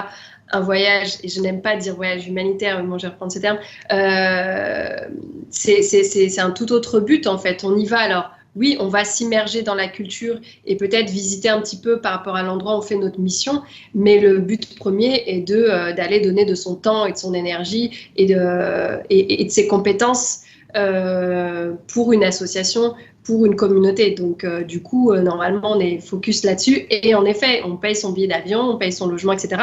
Peut-être que oui, ils peuvent vous dire, on va vous héberger dans les locaux de l'association ou chez une famille. Mais bien sûr que ça, c'est pas gratuit et c'est malaisant quand même de se dire, on va être là et on va rien donner. Et du coup, voilà. Et il y a un peu aussi la limite, on parle souvent de volontourisme, du coup, qui est un peu la dérive, en fait, au niveau du bénévolat, etc. Puisqu'il y a en effet des organismes aussi locaux ou étrangers, en fait, et beaucoup étrangers d'ailleurs, français ou autres, d'organismes, en fait, qui organisent ces séjours, qui mêlent la découverte, le tourisme et le volontariat. Du coup, voilà, moi, je suis assez sceptique sur le sujet. Mais je ne sais pas si après, on va aller plus en détail sur l'aspect humanitaire, parce que j'aurai en effet des choses à dire et travailler d'autres. Mais là, du coup, tu voilà. parlais du volontourisme. Comment on évite les pièges et comment on s'assure qu'on part réellement, du coup, pour aider et que ça va être réellement utile? Est-ce qu'il y a des critères à regarder Déjà, en premier? bon, déjà, il faut être clair avec soi-même de pourquoi on part, en fait, pourquoi on veut aller, entre guillemets, aider en Afrique, parce que ça, on peut le faire aussi près de chez soi. Mais si on part, en fait, c'est de se dire, OK, moi, j'ai plus une appétence pour tout ce qui est animaux, ou la cause de l'éducation, de la santé, etc. Donc déjà, au clair, en fait, sur pas partir comme ça avec juste pour faire quelque chose, mais voilà, quelque chose quand même qui fait sens pour nous et qui nous tient à cœur. Et après, je sais, parce qu'on me contacte souvent pour ça, je sais que c'est compliqué de trouver des associations où on se dit, elle est fiable. Parce que sur les réseaux sociaux, on trouve beaucoup de choses. Des fois, on nous demande de l'argent, des Western Union, etc. Non, ne faites pas confiance à ça. Maintenant, c'est, je dirais, plus par bouche à oreille, quoi. Un tel qui connaît une association, ou des fois sur les réseaux, hein, il y a beaucoup d'associations qui, bah oui, ils doivent se faire connaître, ils ont peu de moyens, mais souvent, voilà, ça peut être du bouche à oreille, où il y a en effet des organismes fiables aussi, par lesquels vous pouvez partir faire du volontariat. C'est différent du bénévolat, comme France Volontaire, par exemple, ou d'autres organismes. Mais après, le volontourisme, enfin, une fois que vous avez trouvé la structure, en fait, et que vous êtes au clair sur la mission, de comment ça va se passer, de la durée, etc., bah après, libre à vous sur place de profiter le week-end, d'aller visiter les alentours, le lieu où vous êtes, etc. Mais voilà, payer un organisme, parce qu'en fait, cet argent, très peu, voire pas du tout, va aller dans la poche en fait des communautés. Donc, payer pour un voyage où on va visiter, ou en gros tourisme, et en même temps, on va donner quelques 3 jours, 4 jours, on va aider dans un orphelinat. Pour moi, c'est pas réellement c'est pas réellement du bénévolat, c'est pas réellement du volontariat, quoi. C'est pas, en plus, c'est pas constructif en fait pour les communautés sur place. En fait, vous allez rester 3 jours, 4 jours, peut-être 2 semaines. Mais l'action en fait, elle est pas pérenne et l'impact, il est pas durable, il est pas. Donc, faut aussi faire attention. Enfin, moi, partir faire du bénévolat 1 semaine ou 2, je ne suis pas très fan de ça. Quand j'ai pu le faire, je suis restée plusieurs mois. Et bon, après, ça a été aussi dans mon cadre professionnel au début. Enfin, après. Mais voilà. Mais il y a des associations, en effet, parfois gérées par des étrangers, qui, en effet, prennent des bénévoles tous les mois, toutes les semaines, et du coup, ça fait que de tourner. Il y a du turnover tout le temps. Et voilà, et c'est pas toujours efficace. Quelqu'un qui vient avec des compétences dans la santé, bah, des fois, c'est pas en restant 3 jours que vous allez pouvoir apporter. Après, c'est autre chose si, par exemple, vous partez pour, en effet, faire un forage comme a fait Kautar, etc., où on sait que ça aura un impact quand même durable. Et là, en fait, on prend aussi le temps de bien comprendre les besoins de la communauté, etc. Et peut-être que cette action, en one shot je vais faire un forage dans tel village, elle va conduire à d'autres actions derrière à travers l'association par laquelle vous êtes passé, que l'association soit en France ou en Afrique, parce que derrière, les associations créent en fait de vrais liens avec la communauté et construisent un vrai plan d'action, entre guillemets. C'est vraiment, une fois qu'on connaît les besoins, et ben derrière, il y a des cagnottes, etc., qui sont mis en place, ou des dons pour justement après répondre aux autres besoins autour de, par exemple, ce projet de forage, si c'est ça, par exemple. Kautar, quelque chose à rajouter, à compléter? Alors, moi, donc c'est vrai que Leïla, ce qu'elle dit, partir le plus longtemps, mais il y a des moments où c'est pas faisable. Donc, moi, je sais qu'avec l'association avec laquelle j'ai eu cette chance de partir faire le voyage humanitaire en Guinée-Conakry, elle y va tous les ans, elle fait la Guinée et le Togo, donc ils font 2 fois par an. Mais ils font aussi des écoles, des tables, des chaises. Ils font beaucoup d'orphelinats. Donc, du coup, ils sont parrains de beaucoup d'enfants là-bas. Donc, il y a des marraines, des parrains qui envoient des vêtements, donc des vêtements, des médicaments. Et puis, il y a des locaux là-bas, en fait, qui sont sur place. Donc, le parcours est déjà tracé, les endroits sont déjà définis, que dans tel endroit, on va faire distribution de nourriture, dans tel endroit, c'est des chaises et des tables qu'on doit changer, dans tel endroit, il y a un forage à faire, dans un autre endroit, il y a un autre forage à faire. Et donc, c'est ça pendant les 11 jours. Donc, on a un seul jour off. Donc, du coup, on a beaucoup dormi dans les orphelinats ou chez l'habitant, dans des cases. parce que c'est pour ça que j'ai découvert les cases là-bas et puis d'autres endroits. Mais moi, personnellement, c'est vrai que je suis très... je fais attention, c'est vrai, quand on demande de l'argent aux gens pour pouvoir apporter notre aide dans des pays ou dans des endroits défavorisés, c'est vrai qu'on fait attention comment ils sont distribués, comment ils sont donnés, s'ils sont vraiment donnés et distribués, parce qu'il y a une certaine confiance aussi qu'on attribue, le donateur en fait nous attribue, donc on doit lui montrer, lui apporter des photos, des images. Moi, je trouve ça important parce qu'il y en a beaucoup qui disent non, mais il faut pas montrer. Mais non, c'est important de montrer ce qu'on fait de cet argent et ce qu'on apporte aussi à la population qui sont dans le besoin là-bas. Et c'est vrai qu'il y a des associations qui sont sérieuses et il y a d'autres associations qui ne le sont pas. Mais c'est quelque chose de fantastique de pouvoir apporter son soutien et son aide à des personnes qui sont vraiment dans le besoin, parce que j'en ai vu vraiment où il n'y a pas de toilettes, où il n'y a pas d'eau, il n'y a pas de sanitaire, il n'y a pas de lit, il n'y a pas de... Les enfants, les bébés dorment à même le sol, où vraiment, il y a des endroits où ils sont vraiment dans le besoin. Leïla, après on demandera l'avis de Margot. Oui, pardon. Oui, juste pour rajouter qu'en effet, des fois, alors par exemple, il y a beaucoup de voyageurs, de touristes, enfin, qui vont par exemple à Zanzibar et qui veulent emmener dans leur valise des fournitures scolaires, par exemple, des jouets, ils savent pas ce qu'ils peuvent amener, etc. Là, pareil, c'est bien d'être en contact quand même avec une association sur place ou une école ou un orphelinat et de connaître les vrais besoins. Parce que moi, je sais que par exemple, il y a des écoles qui nous disent non, mais en fait, on a...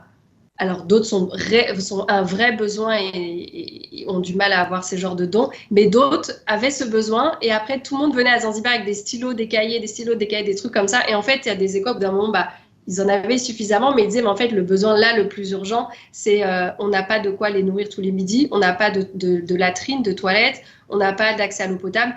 Et en fait, là, le besoin, il est beaucoup plus urgent et important. Et donc, du coup, voilà, quand on veut avoir, même si c'est pas pour un voyage humanitaire, mais qu'on fait un voyage et qu'on veut en même temps pouvoir aider, ben, c'est bien de quand même avoir un contact ou par quelqu'un, enfin avoir un contact d'une asso, d'un orphelinat et de connaître vraiment les besoins, que de remplir ses valises de quelque chose.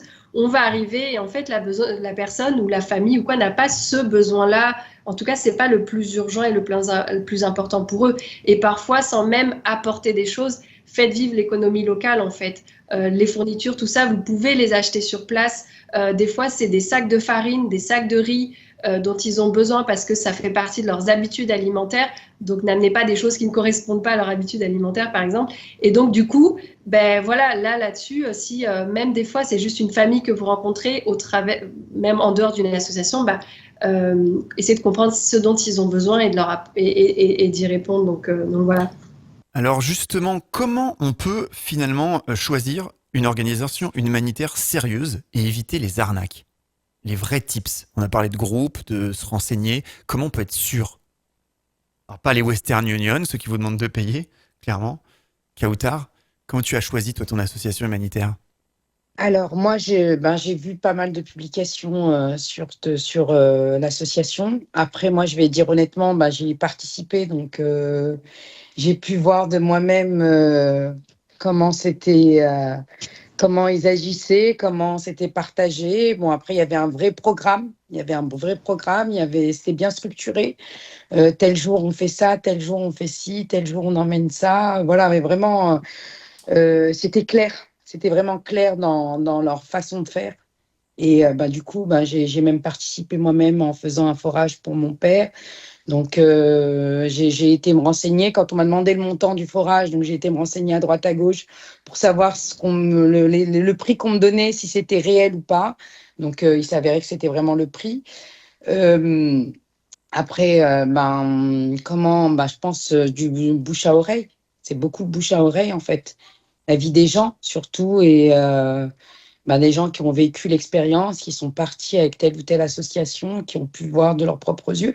De toute façon, moi, je suis du principe qu'on ne peut pas faire de la pub pour une association sans savoir réellement où part l'argent, ce qu'ils en font. Ouais, il faut vraiment rechercher derrière. Voilà, tout à fait.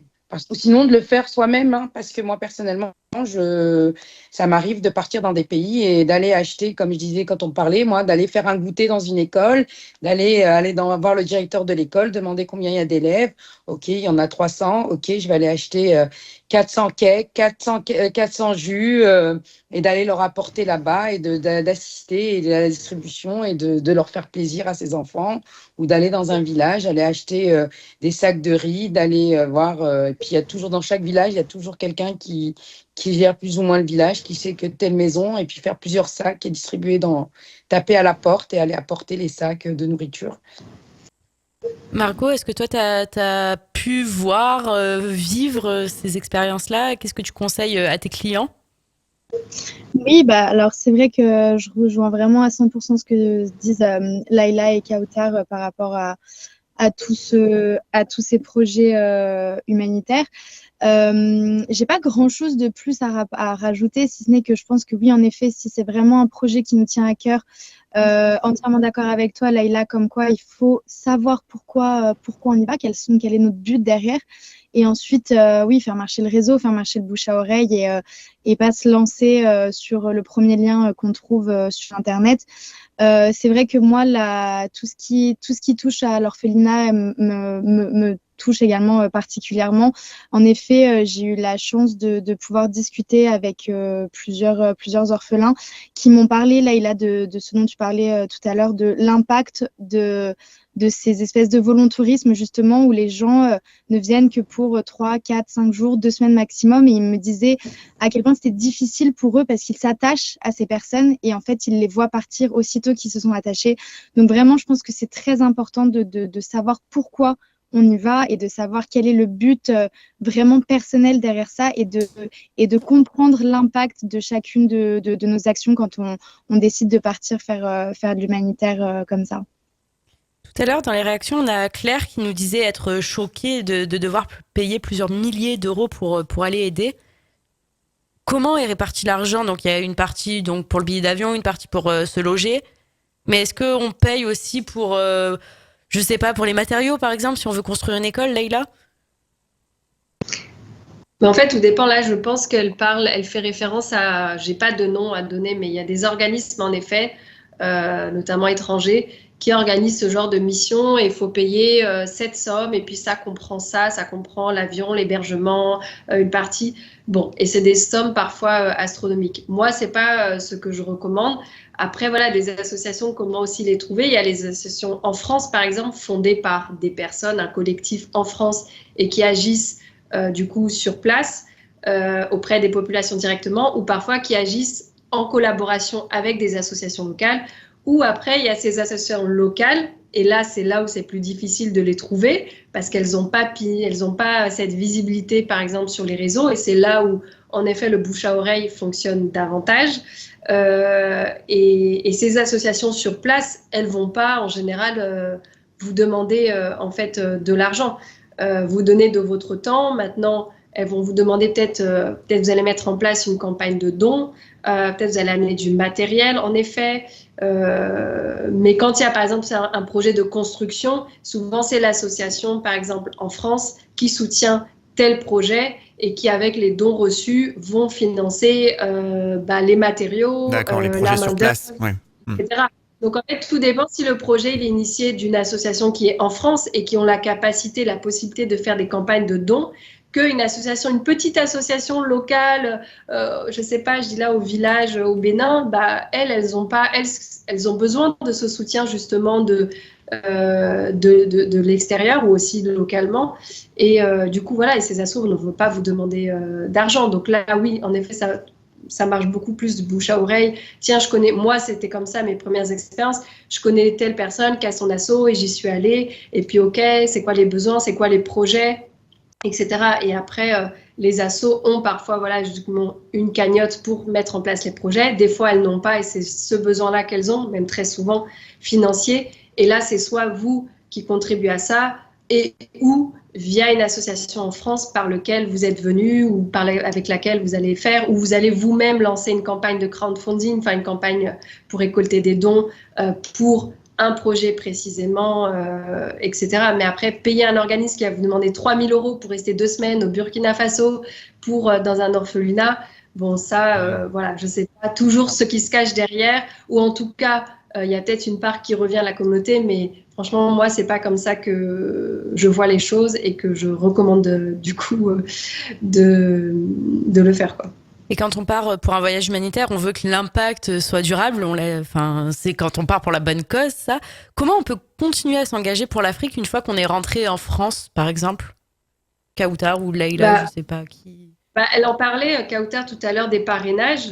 Moi, j'en connais des associations en France qui font des actions, par exemple, au Bénin, par exemple, et depuis des années. Et ça, c'est super quand c'est pour le monde plus de l'éducation, de parrainer justement des enfants, ça va aider dans la prise en charge de leurs frais scolaires, de leurs fournitures, de repas. Enfin, ça aide à beaucoup de choses, les parrainages.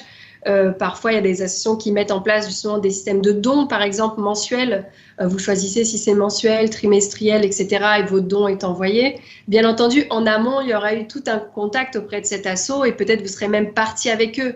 Et là, la confiance, elle sera un peu plus installée. Vous pourrez vous dire, OK, là, je peux participer à leur don mensuel, trimestriel ou à leur parrainage, etc. Donc, il y a ce moyen-là, en fait, pour faire perdurer l'aide. Après, voilà, quand on fait des aides alimentaires ou de matériel de santé ou de fourniture, on sait que là, ça aide sur le moment, mais peut-être en effet avoir des campagnes de distribution comme ça, peut-être un peu plus sur le temps, quand il y a de nouveaux besoins qui s'expriment.